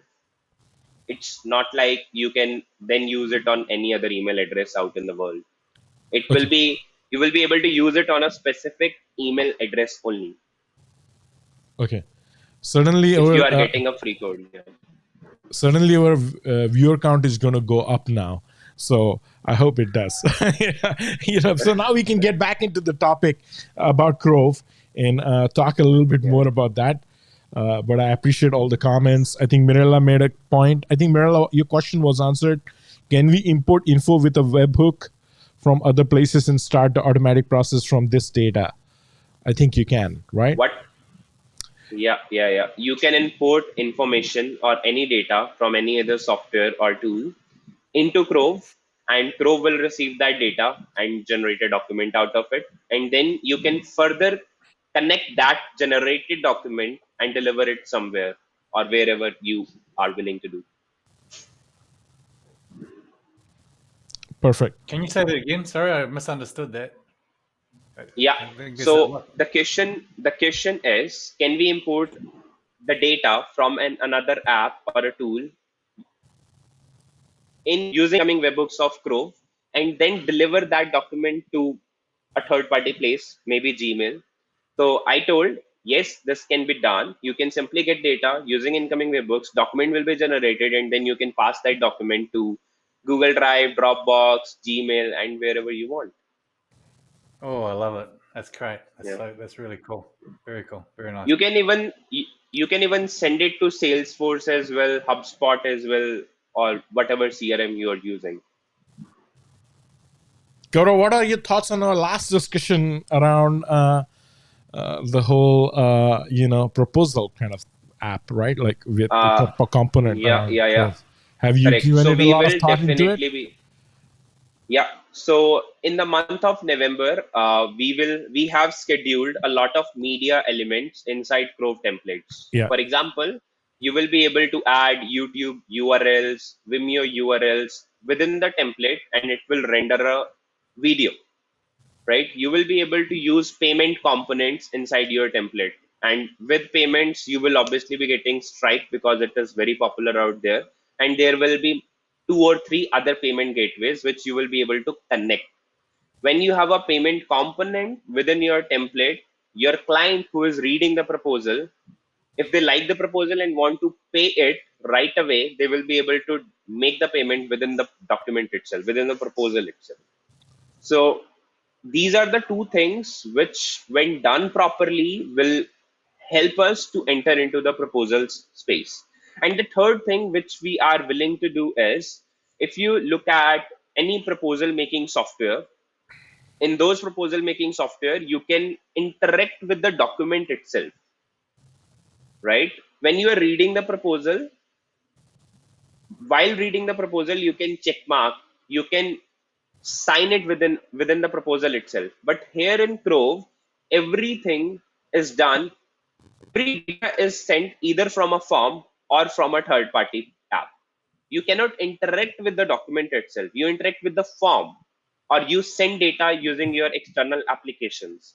But in the month of November, our plan is to make our documents interactive so that they feel like a proposal, and add media elements to it. Right now, only images are supported, but then videos will also be supported. Question Okay. for you. Yeah. With the better Yeah, proposals, sure. you can kind of track when somebody hits a page, when they convert to the next step, and then the next step. Can you do that with your system? Can you drop a, let's say, if I wanted to use a bit of JavaScript on So different steps, to do that? I think we will definitely be doing it, and we are calling them as document analytics features, but that not scheduled in November. We are moving in the sequential order. Like first, we are making a robust system so that any type of document can be generated. If somebody needs to create a very robust template which should have charts, which should have maps, because digital marketing agencies need charts, they need graphs, they need maps to create their automated reports, right? So we will be introducing these features as well, so that the document automation stuff is really, really, really robust in Chrome, right? You don't get any other software which is giving you all such things within their system, right? And then once we are done with this, we are moving to the proposal space. We will be implementing features which are relevant to the proposal space. And another thing, our payout from AppSumo will also come in, and that will help us to hire some more people and accelerate the development. Right now, there are 4 team members who are actively working on developing Chrome, and I work as a product manager. Are you So with actively me, I seeking am funding, Gaurav? Do you want to take any venture funding? no, no, no, no. We have a profitable agency side of the business, Yeah. and with that we earn good. And my managers are managing it really well, the agency side of the business. I am only focusing on Crow, so I don't think we are seeking any funding. Very good. Smart move. I mean, I don't know. I mean, sometimes funding is also a smart move. I shouldn't but to Yeah, it bootstrap is. something, if It you depends. don't need to depend on it, it's always good, right? For sure. Yeah. Yeah. Hey, I have a So comment here. we already have 2 offers on the table, but we don't think that we need any funding as of now, because it will not help us accelerate stuff. Because for the next couple of months, we are only focused on AppSumo, and we have signed a contract for AppSumo Select. So we will be going away from the marketplace very soon, and then we will be launching again after a couple months with AppSumo Select partnership. Okay. So, hey, Gaurav, I have a question here. From, let me see who this is.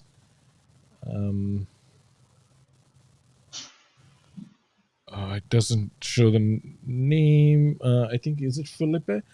It says, I have a real case in my company and I wonder if Grove would work. We close a client, we go to Google Drive and create a contract using a template that we manually fill with the customer's data that we have on Salesforce. We send it to the client signs, and we replace it into Google Drive. Which points of our fully manual process can be automated with Grove? So if you are on a plan of Salesforce, which offers you webhooks, you can definitely send data from Salesforce to a Crove template. You can have the same template which you currently have in Google Drive in your Grove account.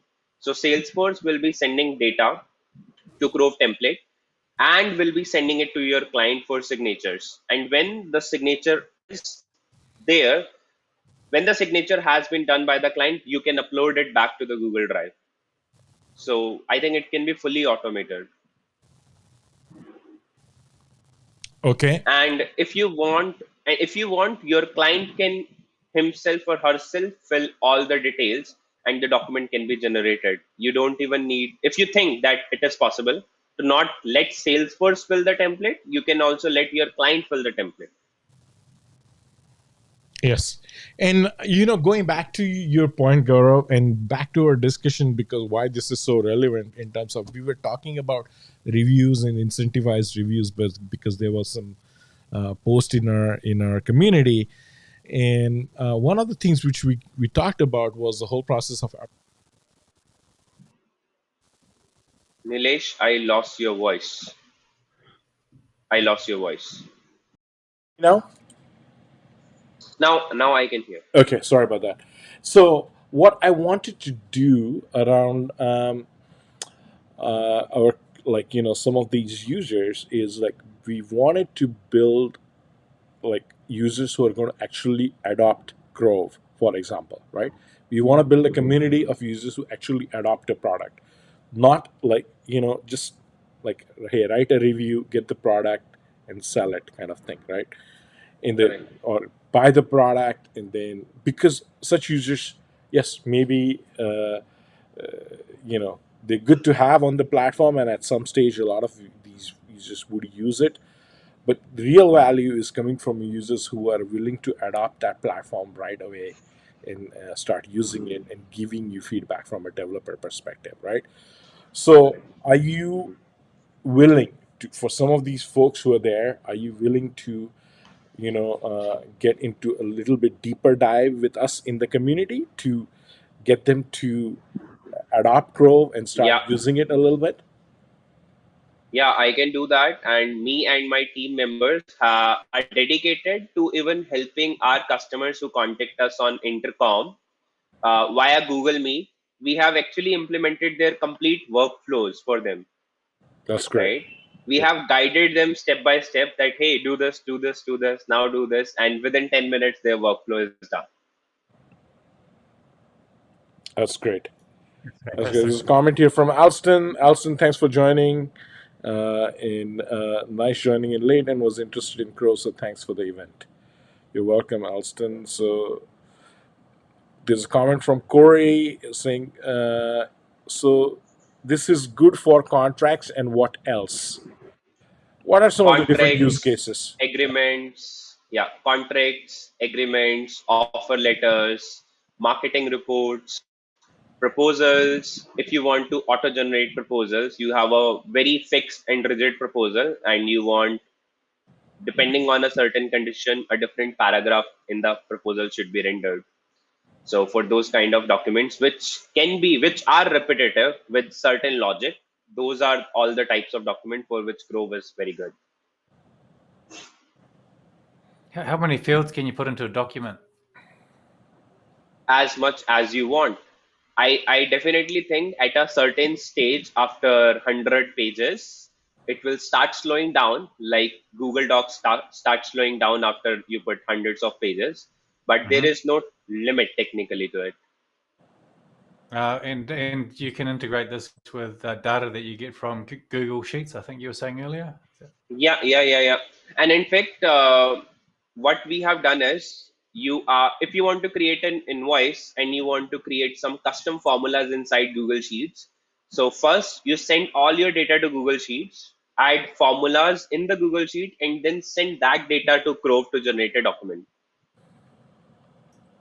So Right. Google And you Sheet and is you acting like your database as well as an operator, which is applying some formulas and then sending the data back. Gotcha. Powerful. There's a question. How do you get the question to pop up on the screen like that? So who is asking that question? I think Alston's already answered him. Yeah. Elston told her that Oh it was yeah. to do with So ECAM. yeah, I'm using Ecamm Live. I mean, so there is an option here. I can just and then if you give permission to restream, so I'm using Ecamm Live with restream, and for streaming purposes, it's restream for my production of the actual video and this whole interview process. It's Ecamm Live. Sorry, I lost the name of the gentleman who asked me that question, but if you are interested in this whole process, I can show it to you how it works. Well, you can ping me later on, and I will show it to you. And yeah, don't worry, we're not going to charge you for anything like that, or for coaches, like like how some of the coaches do. We don't do that. We're more than happy to show it to you how it actually works. So okay, no need to copy paste in a document. Create a variable similar to WordPress and add your content. Yeah, yeah, you can do copy paste as well, and you can simply start typing, use scare brackets to create a variable. CNAME. Can you Start typing. assign a? Sorry. Yeah. Go ahead. Go ahead. Win. So Go what's ahead. the question? Another question was CNAME. Can you assign a CNAME to a document? Right now, no, but yeah, this will be part of our white label features where we are allowing people to have their custom domain, edit all the transactional emails. Right now, if you want to edit transactional emails, then you have to stop our transactional emails and connect it to Zapier or Pabbly, and then send all the emails yourself from there. But we will be allowing this option within our system. And then we are allowing to change the logo of Grove to your own logo. Then we are allowing to change the color scheme as per your branding guidelines. So these are all the features which we are planning in our white label suite. Okay. Jason, do you have any questions? Please go ahead. It looks really interesting. As Mhm. Gaurav, my business is very new, so I'm just looking at the capabilities, and I can see some use cases just from your walkthrough and your demo there. So it's really good. Mhm. I think the only question, I put it in the chat, so Nilesh, you can ignore it when you see it, was when you move over to AppSumo Select, will the features in the deal change at all? No, no, no. All the features will be same, and with AppSumo Select, we are offering some extra features at the same price. So all the users who have already bought Chrome will be grandfathered to those features as well. So all the people who have already bought, they will be getting all the extra features which we are providing with AppSumo Select. Brilliant. Thanks, Gaurav. Appreciate it. Thank you. Can you explain a bit more about integration with Google systems? Yeah, I can do that. So there are three ways to do that. One is Zapier, another is Pabbly, third is webhooks, and fourth is Integrately. So what exactly you want to do with Google system, there are two possible ways. One is you are sending data from Google systems to Crove, or second is you are sending data from Crove system to Google system. So let me start with the first option where you want to send data from Crove to Google system, and Google system can be Gmail, for example. So your use case is whenever a document is generated inside Crove, you want to send it over email. To do that, you have Zapier and Pabbly. You go to Zapier and Pabbly, search for Crove, and select the event when document generated. When you select the event as a trigger document generated, you will be getting all the options, and then you can, in the action part, you can select Gmail and send it over. If somebody haven't understood and haven't used Zapier, the terms trigger and term action, then I can show it on my screen as well.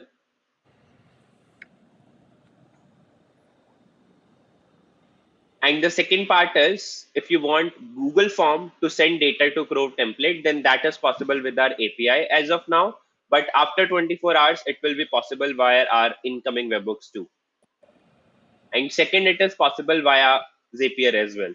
With Zapier, you can send data to Crove system from Google Forms. And if you want to see a step-by-step tutorial, then I would recommend going to help.crove.com. crove.app and click on integrations there.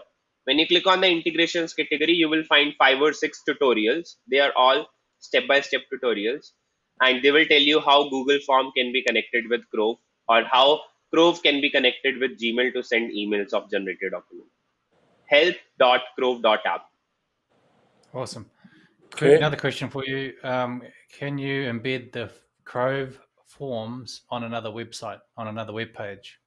Kenny's No. asking. Right now it cannot be used inside if frame because there are a lot of logical things which are there. So we have to refactor a number of stuff because we initially didn't realize that people would request this, and now we definitely agree that it should be embeddable. And Okay. to embed the form, we would also like our users to change the color of the form to their own branding scheme, right? To their own colors. Otherwise, it will look ugly if the form is not matching your own website colors, right?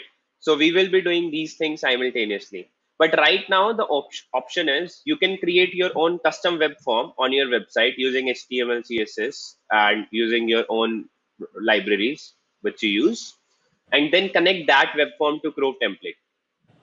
So instead of, and one more reason for doing this little later is because people who are embedding forms on the website, they have a developer's mindset. They are actually embedding something. They are embedding JavaScript code on their website. So they know the development stuff. So if they know the development stuff, they will be having this workaround of creating their form by themselves. So that is why we are delaying it over, making it less priority over other features which we have in the roadmap. Passwords. Can you password protect a form? Marilla is asking. Right now, password protection is not there, but it is a feature in progress for your information. There's a comment here. It says Gaurav is so kind, waking up at 7 a.m. and doing a giveaway. I think it was Thank you. 5:30 a.m. actually. Yeah. I just woke up and saw Nilesh message, "Hey, are you joining?" I said, Who is this? I'm giving I away hate a that free rubber feeling, right? chicken The day that since you're like an everybody's hour giving late to this. an interview. That's all right. Me and Jason filled in the gaps. Hey, Jason, we're just talking. Oh, I mean, you know, Yeah, we ad-libbed. we had. So that's a comment from Felipe. If it solves my manual process, I'll gladly use it. Yeah, Felipe. So reach out to Gaurav and his team, and then if you can articulate it ahead of time what you exactly want to achieve, probably they can show you in like over a Zoom call or something like that, right? yeah. And I would like to add one point here. I got 17 or 18 messages from Thai community people. Uh, Till now, even the biggest of the biggest softwares, very popular softwares in the market, are not supporting Thai language natively in the system. But Crove is supporting that. So if you will check our AppSumo reviews, then almost 7 or 8 reviews on AppSumo are containing this only, that hey, Crove is wonderful. It is supporting Thai language, and it does a good job with Thai language. So apart from Should Thai we language, change we this do a very good. interview into Thai language? Sorry. Should we Oh no, change this I interview? can't speak. I can't speak Thai. Okay, yeah, neither can we. Yeah. So I'm just Yeah. joking. Go ahead, go Yeah. ahead. So I would like to add that Crove supports 160 plus languages. Almost all the languages which Google Translate has, all the languages are supported here. That's very good. That's very good. Yeah, I mean, some of the languages are pretty hard to support, right? Like especially, Yeah. I would say some of the Asian languages would be a little bit harder to support. I think they are there. So even traditional Chinese is there. Japanese, traditional Chinese, all those characters are fully supported. That's great. Corey's asking how many templates, or what kind of templates, I guess, is the other thing. How many templates do you currently have in Crove? Approximately 100. Jeez. Yeah. And you can create, so our goal was not to give all these templates at the first place, but we added because people can learn the best practices after reading those templates, and people can get to know what kind of features are there in the template so that they can implement their workflows. So that was the reason of adding templates. But the main objective of Grove is to help people to create complex documents or any document which they can imagine and add it to their automation process. So, Gaurav, tell me, what percentage of users have actually started using Grove? In terms of, like, So I see I you would have say over 100 we, reviews, so probably you sold yeah, more than yeah, how many have you sold licenses? 400, 500 users already? yeah. We have solved around, yesterday's count was 519 or something, Yep. because there will be refunds as well. Yeah, So I would say 520 codes we have sold till now. that's great. That's And very good. today is our today is our 48th day on AppSumo. Today is our 48th day on AppSumo, and we have solved 520 codes. So it's pretty So it unique, was right? very, It's pretty yeah. unique, as in, who would be your closest competitor? Our closest competitor is DocuPilot, and not any other tool. And DocuPilot has certain limitations which Grove doesn't have. For example, when you go to, do you understand the difference between Google Docs and tiny MCE WYSIWYG editors? Yes, WYSIWYG edit, so DocuPilot gives you a WYSIWYG editor. yes, We give you a full-fledged Google Docs like editor I showed you just now. yes, Similarly, another thing is you can definitely understand the difference between a multi-step and branching logic form and a form which doesn't even have validation and is there with raw fields. Field A, field B, field C, you fill the data. So these are the two major differences which we have, apart from all the same features which both the product offers. And certainly that is not available on LTD, and we are available as an LTD as of now. of course. And you're doing a great job running your campaign. I saw you gave a lot of licenses away as well for nothing, so Yeah, which is quite amazing. You want to drive usage, right? You want to come up with yeah, different use cases, and then reviews will follow, for sure. So correct. it's Yeah. an ideal way of running a campaign, right? Like, I mean, Mhm. uh, so yeah, kudos to you. So Thank is you. this similar to quoters? Corey, no, it is not. So there is a very small component of quoters which would overlap with Crove app. In terms of quoters is specifically designed for sending quotes as well as proposals, and with that particular component as well, I'm not sure if it's that great, to be honest with you.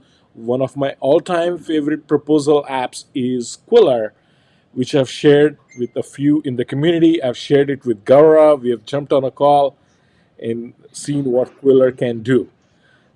So Coders cannot be compared to Crow. It's for a different purpose, but there is a component of Coders which is in Crow app, and what Gaurav is saying is we'll see drastic improvements in the proposal and the coding platform and things of that nature. What you want to present to your end customer around November timeframe, or maybe starting November, Yeah, we'll start developing that, right? Wow. correct. Yeah, yeah. And I'll tell you what, like, I mean, there are so many LTD proposal tools. Like, there is New C, there is Quoters, there's Better Proposals, there is Fresh Proposals, and there was some other proposal document. which received like $4-5 million in funding the other day as well. And it's really not that good. I'll show it to you what that is. So there is definitely an opportunity to develop a proper proposal platform. And I don't know if I mentioned to you, Gaurav, but that was something as I was looking into it as well, because really there's a lot of tools which lack Yeah, into this area, right? yeah. So can it be integrated with Flowlu or any other Yes, it PM tool? can be integrated with. Yeah, yeah. It can be integrated with Flowlu and other project management tools as well.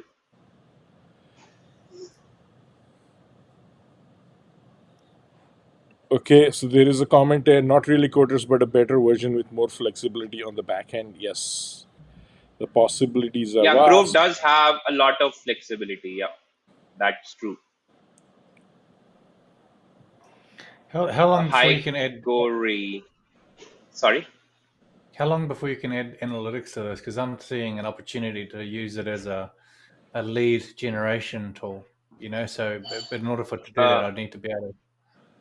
I think it will not be at the priority because we are currently focusing on document automation space. But yeah, when we are done with it, you should not expect it in 2021 with our current speed of development, because in the month of October we will be 6 people actively working on the Grove app in the development side, and right now there are 4 people actively working on it. So there are a lot of requests, and there are a lot of requests which we already wanted to build in Grove as per our vision. So document analytics will be there in 2022, and people are also buying subscriptions to Grove in the Indian market. Apart from, we are doing LTTs, so our revenue will shot up by 2022, and till now we are profitable. So when we are profitable, more profitable, we will continue to invest that money back into the product itself, and that will speed things up.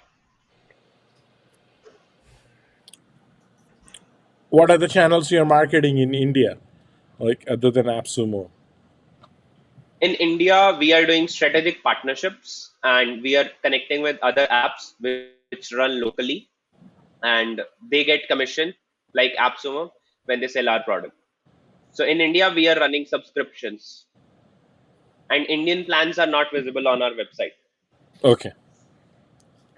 Yeah. So those are subscription plans. People are buying subscriptions for $10 each. Okay. Can the forms be embeddable?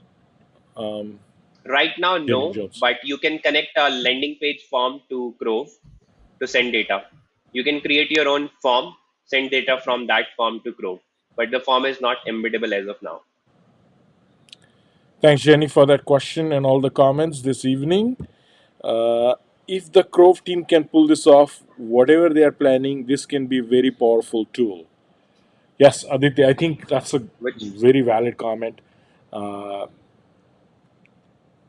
Doing something very different, so I wish them a lot of success. I think they're doing a great job already. So, you can tell how this platform will develop in future, right? Based on what it is today. So if you take it for a spin, you will realize that it is already very powerful.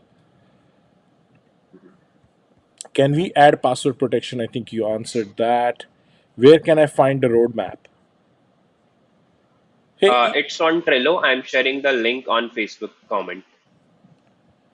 okay, Let me looking do that. forward to November. Can you embed the forms? I think we answered this. Any plans for CNAME? We answered this as well. A good use case that comes to mind right now is integrating with chatbot software to create a conversational onboarding process. The data is then used by the webhook to automate the contract process using Crow. Yeah, absolutely. Yeah, so chatbot is like a way of means of collecting some information, and there are some very powerful chatbots. I mean, there are chatbots which you can actually replace a person doing certain process, and then you can feed a lot of logic into it. Uh, you know, so yes, I mean you can take all that information and build a process around it for sure using webhooks. Yes. I think, Jason, that was your next question. We answered that. Um, I think doing demos and creating use cases would be great. Yes. So,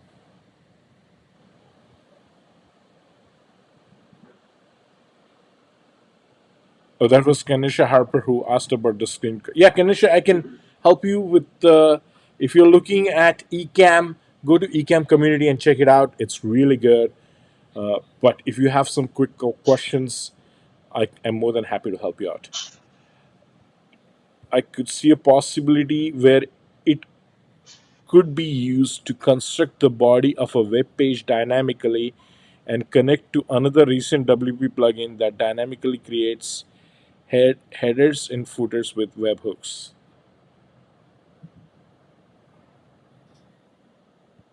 Okay.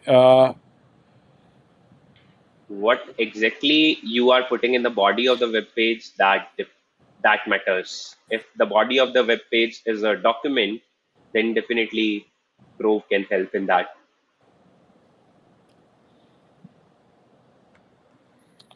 Okay. The white label features you mentioned, including CNAME, is available to people who get the LTD. Yes. Yes, yes, they will be available to people who get the LTD. And as per our locked contract with AppSumo Select partnership, it will be available with 3 codes. People who get 3 codes, they will be getting white label features. Okay. Can you embed the form so I can place the form behind a paywall and have customers fill out the forms? You will That's be a able to question do from that Jenny. in the month of October beginning. So we have a bi-weekly release of Grove. So in the first or second week of October, that is like 45-50 days from today, you will be able to do that. Embeddable forms. Okay. Okay, great. So there is a comment from Aditya. Seems like we will get all features, including white label, as early adopters will be grandfathered and include all additional features. But a confirmation from Gaurav will be great. Yes. Yeah, depending on how many codes you stack, you will be grandfather to that particular feature set. Okay. There is a surprise as well with AppSumo Select partnership that I would not like to reveal right now. So that's something which nobody can even expect. People who have bought 20 codes, they will start refunding. And because they can easily work with like lesser number of codes when we make that announcement. Okay. Yeah. All right. Okay. So what about South Korean? That's a question from Yoon Hyun Drake Cho. Really? Mhm. Drake is your middle name? Like the rapper? Wow. Okay. Uh, South Korean. Do you support South Korean language? Yeah, we support. You can test it out right away. We Can you support can you Korean stack language. can you stack the codes? Yeah, you can stack the codes. But we all love Thai food. Yes, Thai food is great. I actually uh, was there for a project not too long ago. Before the COVID hit, I was doing a project there. And yeah, I mean, love Thai food for sure. One of my customers, like, it's a big hospitality customer who's there. So,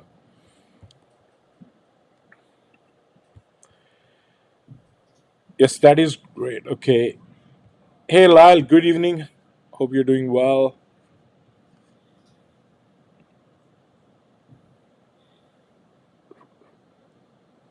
Okay. Okay, so we are we nearing the end of comments or we still like far away?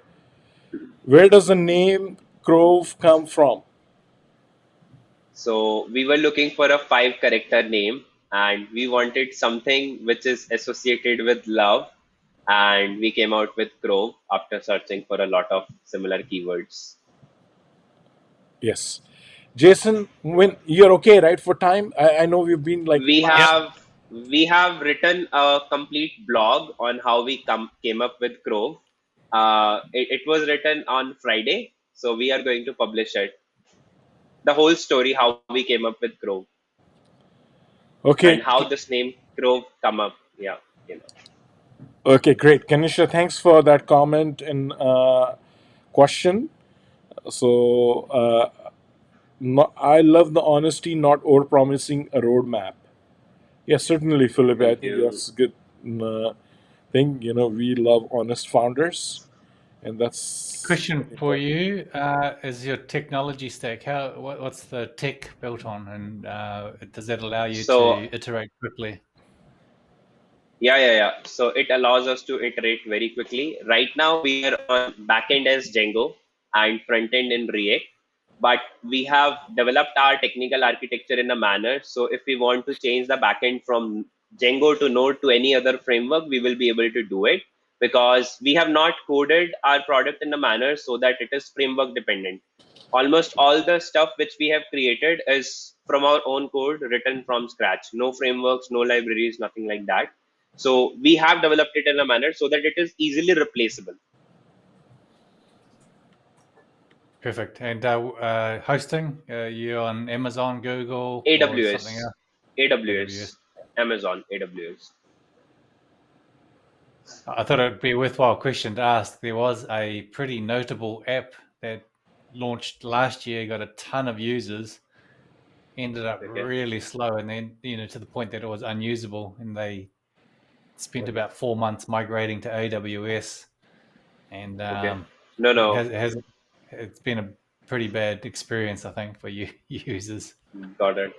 Got it. So we are taking care of these things, because right within the first week of launching on AppSumo, we faced the same problem. That app was not usable, and we fixed it by sitting on over 24 hours, you can say. So we were four people sitting in shifts. Like, everyone was focusing on one single task only to improve the performance. Like, we were non-stop working for more than 24 hours, and we did like 4 or 5 days of work in one day and made it live. So, there's a question Amazing. here: when the e-sign feature in Grove will be legally compliant in the US? So, not just in the US. I mean, because the users are from everywhere in the world. Uh, We I are think we have focusing had this on, discussion before. There are two main yeah, acts in terms of legal signatures, legally binding signatures. One is UETA, which is UETA, and the second one is the eSign Act, right? Which are correct, they're U.S. acts, but they're recognized in most of the Western countries. Now, there might be other local acts which you might need to comply with. I don't know, but I think those are the two big ones which would you need to comply with, and you need to maintain a correct, full audit trail, and they need to be legally binding signatures. I think we covered this topic during the obviously. last Grove Live, but Gaurav, why don't Yeah, you touch a bit on that? yeah. So we were thinking that making it legally compliant will be very easy. It will be very easy if we start using some external tools. Like, there are many external signing tools which are available out there, which are compliant, and we can integrate them with our system. But when we do that, the only problem will be our cost will increase, and if our cost will increase, we will not be able to give you unlimited signatures. We want to keep it unlimited, so that is why it is taking some time to do all the research. So we are mainly focused on four main places: UK, US, Australia, and Europe. So we believe if we are able to comply with these four geographies, it will be legally compliant in many geographies out in the world: US, UK, Australia, and Europe. So you can expect, like, it will still take a month to make it legally compliant. There are certain checklist points which are issued by the e-signing acts of the globe, which still have to be compliant. we are more than 50%, done with the e-signing legally compliance. Yeah, just better be safe and get through. Then so I guess wait till it's released, right? So it's on your roadmap, I guess. Correct. Yeah. It's in active development. If you see our public roadmap, then it is in the active development list. We are actively working on it. Okay. Can I use it to create a certificate? Yes, Yes. I am just sharing the video with you, which was done by one of our users to create certificate itself, right? So I'm just sharing that video. Yeah. What are your immediate plans for short terms and long term plans, vision for Crow? Just trying to understand business focus. Yeah, I am sharing a video which shows you how you can create a certificate with Pro from your landing page form. Okay, so I'm Neelish, I'm just going to be sharing back in a it minute. in the comments. Just going to be back in 1 minute. Just got to grab something. Okay.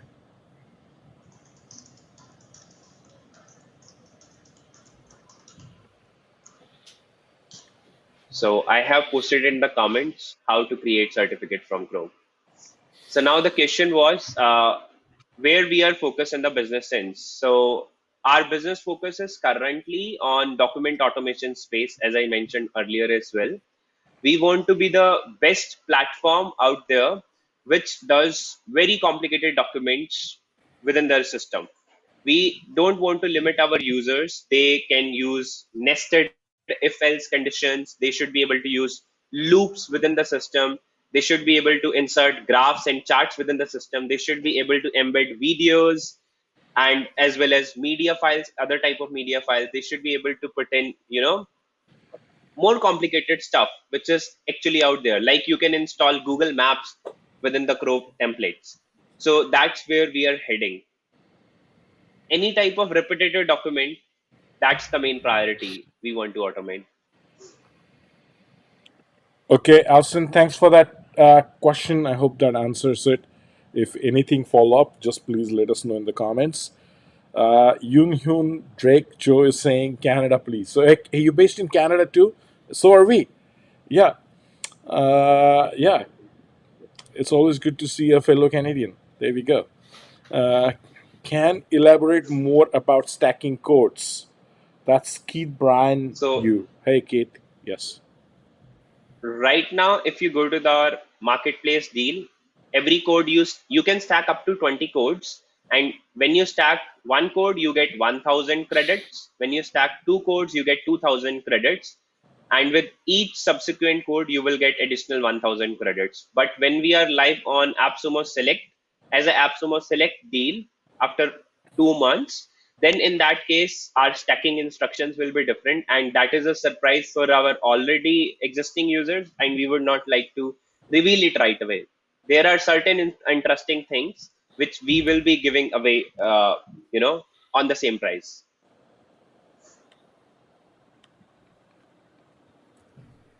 Okay. So, how does this compare to Coda? Coda is a programmable documentation system, and Crove is also a programmable documentation automation system. But there are certain features which Coda will have, and there are certain features which Crove will have. I haven't done any deep research by using Coda myself, but yeah, I have just heard the name and I know what they are. But there are a lot of differences between Coda and Crove, and I would like to explore it myself. So does you can also. Okay. And we are to our last comment. Uh, yes, I'm from Kingston, finishing last year of my law school at Queens. That's a good school. Congrats, Yeah. Union. And yeah, if you are in Toronto, do give me a shout. Message me. We actually, host a lot of startups and things like that in our office, especially pre-COVID. We used to have like open bar Thursdays, and we had a lot of startups and a lot of fun in our office, but since COVID, we haven't been able to do that. But we hope to do it again very, very soon. So if you are in Toronto, we plan to arrange a meetup as well, and I'll disclose more on that. But if you are in Toronto, let me know, and we'll grab a coffee or a drink.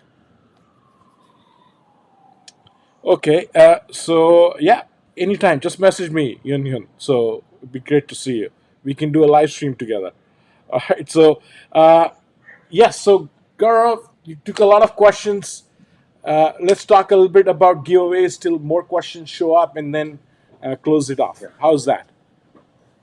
So Yeah, yeah, tell sure. We can do tell that. users what you want, what do you want them to do, how do they get participate in the giveaway, and everybody who's here is eligible to Mhm. win.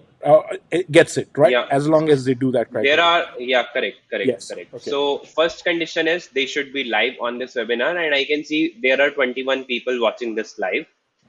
Oh, there So is more. There is second is so Gaurav. There's there. To be fair, there were more people earlier. Some might have dropped off. okay, I've told them that hey, you know what? okay, But anybody who has been, will cover them. Okay, is that okay? okay. Yeah. Okay. Oh yeah, yeah, yeah, not a problem. So Okay. how will you find out whether they were there or not? Is it from the memory or there are logs of that? No, no, no. There. You can see when the comments were made on the Okay, timeline. okay, got it. Yes. Yes. Got it. Understood. Understood. Yeah. So Yeah. yeah, we can do that. And I think the only requirement from my side I would suggest is to show how you are using Crow. Just demonstrate how you are using Crow for automating your own business document, and then describe it in a paragraph in form of a review, or create a video out of it, or whatever thing you think is the best to explain that use case. Use that and show us and get a free code.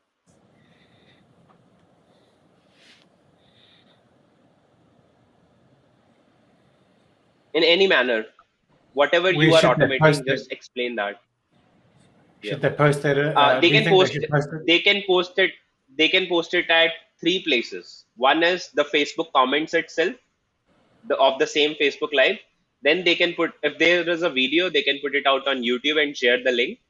And if there is a kind of a blog, they can post it on medium.com and share the link, or wherever they are comfortable. And if they want to put it in a review on g2.com, Captera, or Trustpilot, they can do that there as well. So we are very, very flexible. You just explain it and paste it, post it wherever you want, and share the link or the screenshot. That's it. that's great. I think. I think So I have to highlight some folks here.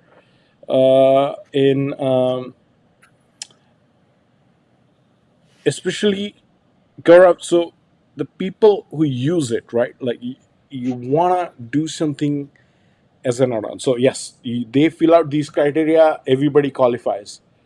But beyond that, right? If somebody's actually using it and they can demonstrate proper use cases and they can continue using it in their business process for the next three to Correct. 6 months, maybe you can think of rewarding them something additional as well, right?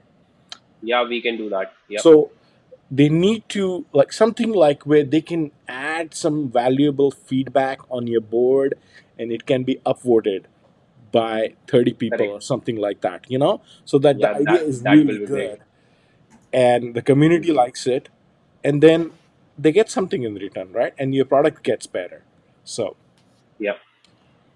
so yes, so thanks, Alston, and I want to get Alston on our live one of these days. We've been talking about it when as well, so certainly we should do that. It was supposed to be this week, but I have just been a little bit busy, so my apologies. But I'm planning on doing a live stream with Alston for sure. And so, Ruhani, a quick one. If I want to propose this to HR admin for an established company, how should I go about it, or any video I can share? So, I yeah, I mean, certainly having established customers would be good. Maybe not at an LTD price. Maybe, Ruhani, I think you can agree with that, you being a developer. But for an established company, you can work out that plan for sure. One of the things which, when we talked with Gaurav, and we talk a lot with Wayne and myself as well, is we want to get the developers we work with to that space where it's like mid market and enterprise space, where we want to work with those customers and get some of the most promising products in front of bigger customers so that we can generate that revenue for them and ensure their long-term sustainability as well, right? So yeah, I mean, maybe don't talk to them about LTD, uh, but talk to Gaurav about it for sure. Yeah. You can reach out to me, Rohani, on Facebook DM. Crow is the new best thing. Honestly, I have a question. Can those certificates have a system to verify them, like some serial number in We a have database? yeah. So we are planning two things to make this document verification feature Josker. That feature is with the QR code. Every certificate which will be generated, you can optionally have a QR code placed somewhere in the certificate. Now, the verification agent, when they are verifying it by scanning that QR code, it will open up all the metadata of that document, of that certificate. Who created that certificate, where it was signed, when it was created, all sorts of stuff, right? And that will be the data which is used to verify the certificate. We are planning it this way. And please upvote it in our public roadmap as well, because Josker, you already know me and you already have the public roadmap link. Just upvote it there, and more people upvoting it, we will be prioritizing it for sooner.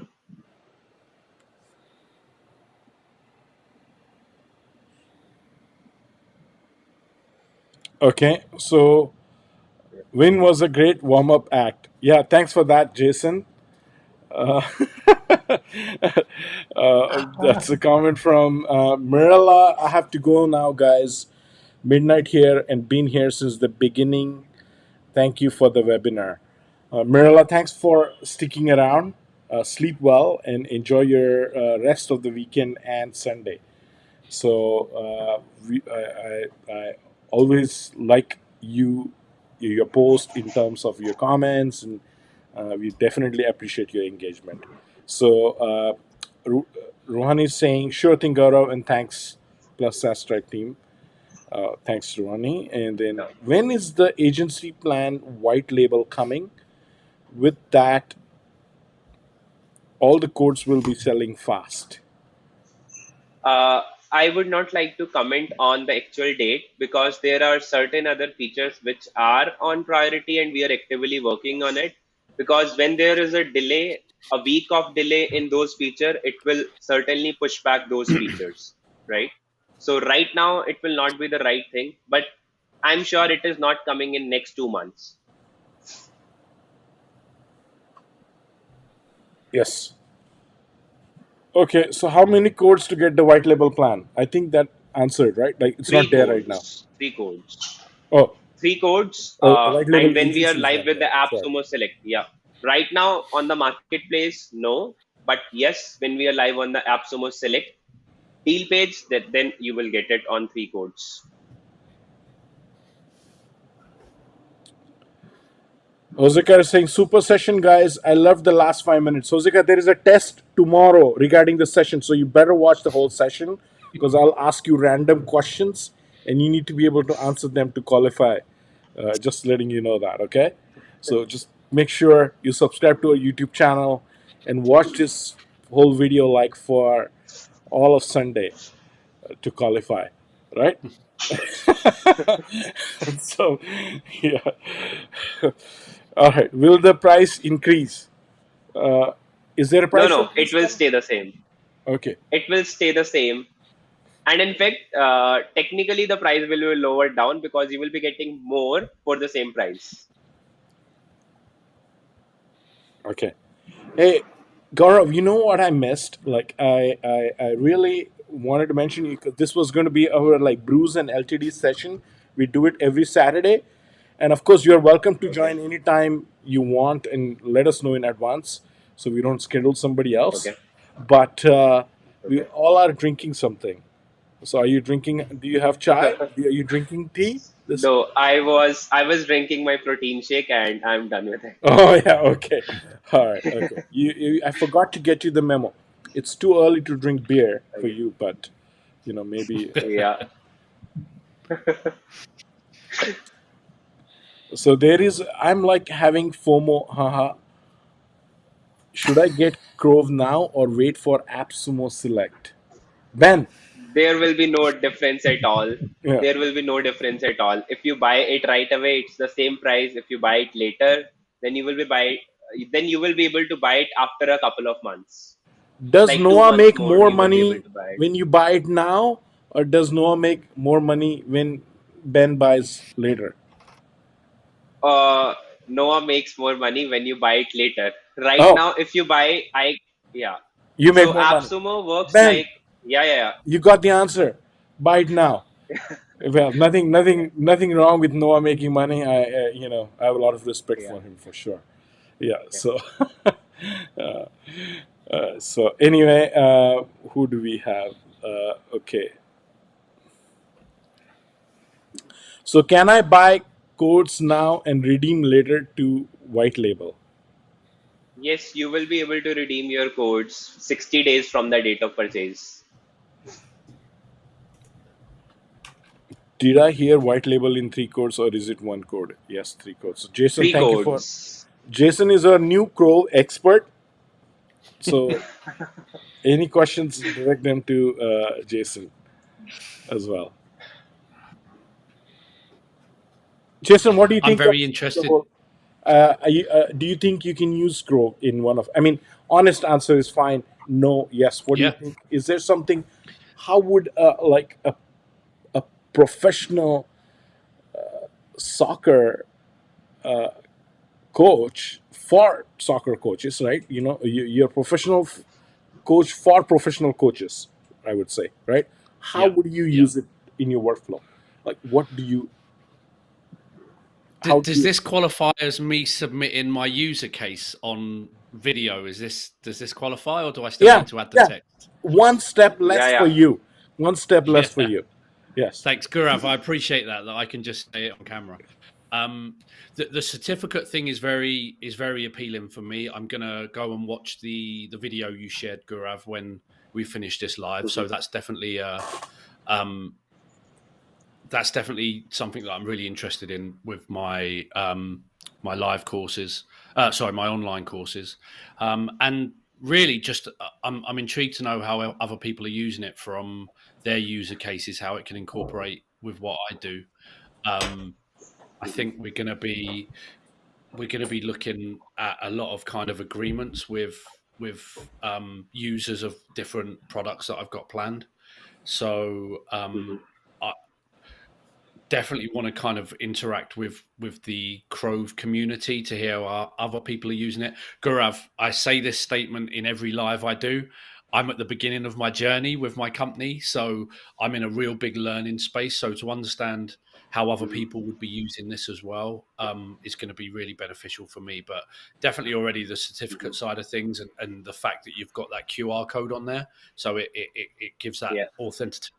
It makes it an authentic document that's really Document. appealing Yeah. for me. Got it. Yeah, that will be done definitely.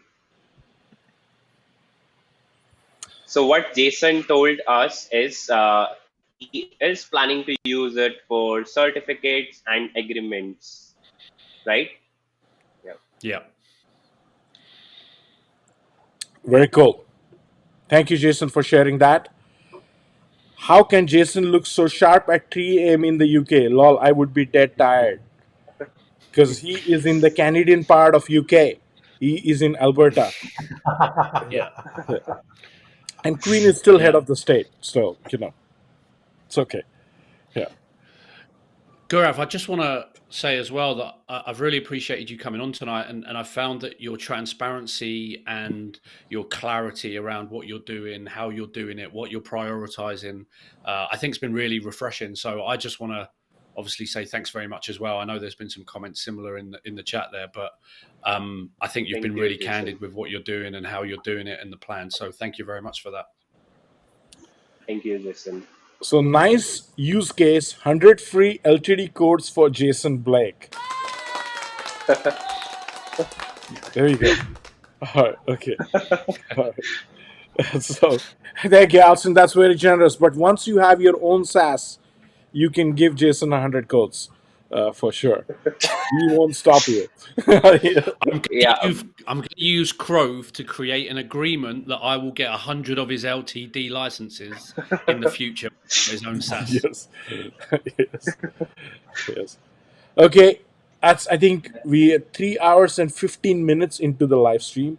Before Facebook cuts us off or something happens, I think on that good note, thank you for everybody who commented, and we will make sure that, you know, um, Gaurav, you post and make sure like users get what you promise them for, as well as yeah, you get some value out of it as well. And yeah. congrats again for developing Crow and bringing it into the AppSumo community. And this is our second live, so every time you're on a live, I really enjoy it. I really enjoy it. I mean, I also enjoyed the Thank you. previous part when we were in our session before you joining with Jason and Wen, my buddies, and with lots of valuable insights and lots of interesting thoughts to share. So I appreciate that part. And with that, Jason, anything will go around. Jason, Win, and then Gaurav for any closing comments, and then we'll play some music and call it a day. Because maybe we'll do another live tomorrow, but we have one on Monday with Master as well. And Gaurav, maybe we can follow up with another live and go into a deep dive a little bit. Yeah, yeah, we can do that. Okay, Jason, what's the takeaways from this session? First of all, thanks for allowing me to come on again. I think my introduction to Crove and meeting Gaurav's been hugely beneficial. I've got many things going around my head now about the validity of that product for what I plan to do with my business. But then going back to Win always apologizes for getting on his soapbox, but there's so much gold when he gets into his flow about something he feels strongly about. I've already ordered on Amazon the 3-minute rule, so my bookshelf. I'm gonna have to order another. I've got to buy another bookshelf because Win's filling up my bookshelf for me. So I really appreciate that, and hugely looking forward to Monday's live because I'm just going through the process with Mastera as well. So thanks for that as well, Nilesh. Win, thank you, Jason. Yeah. Thanks, Jason. You always got really nice things to say.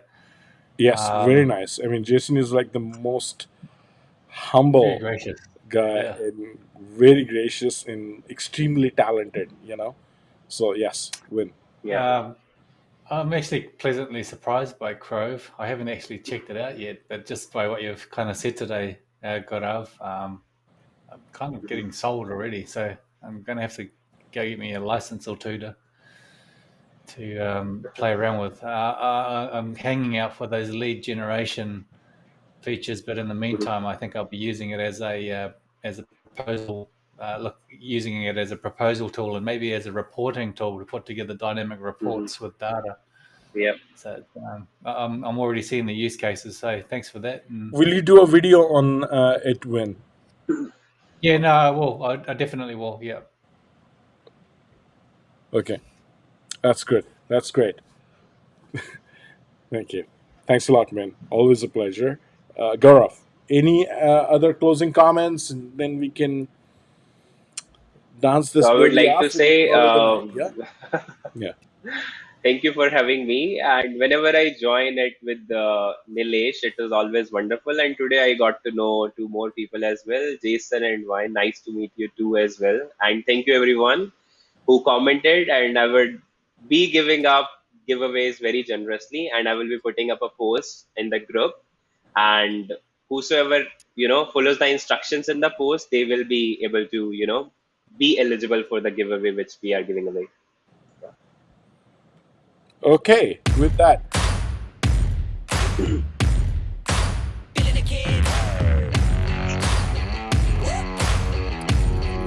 Thanks a lot, guys.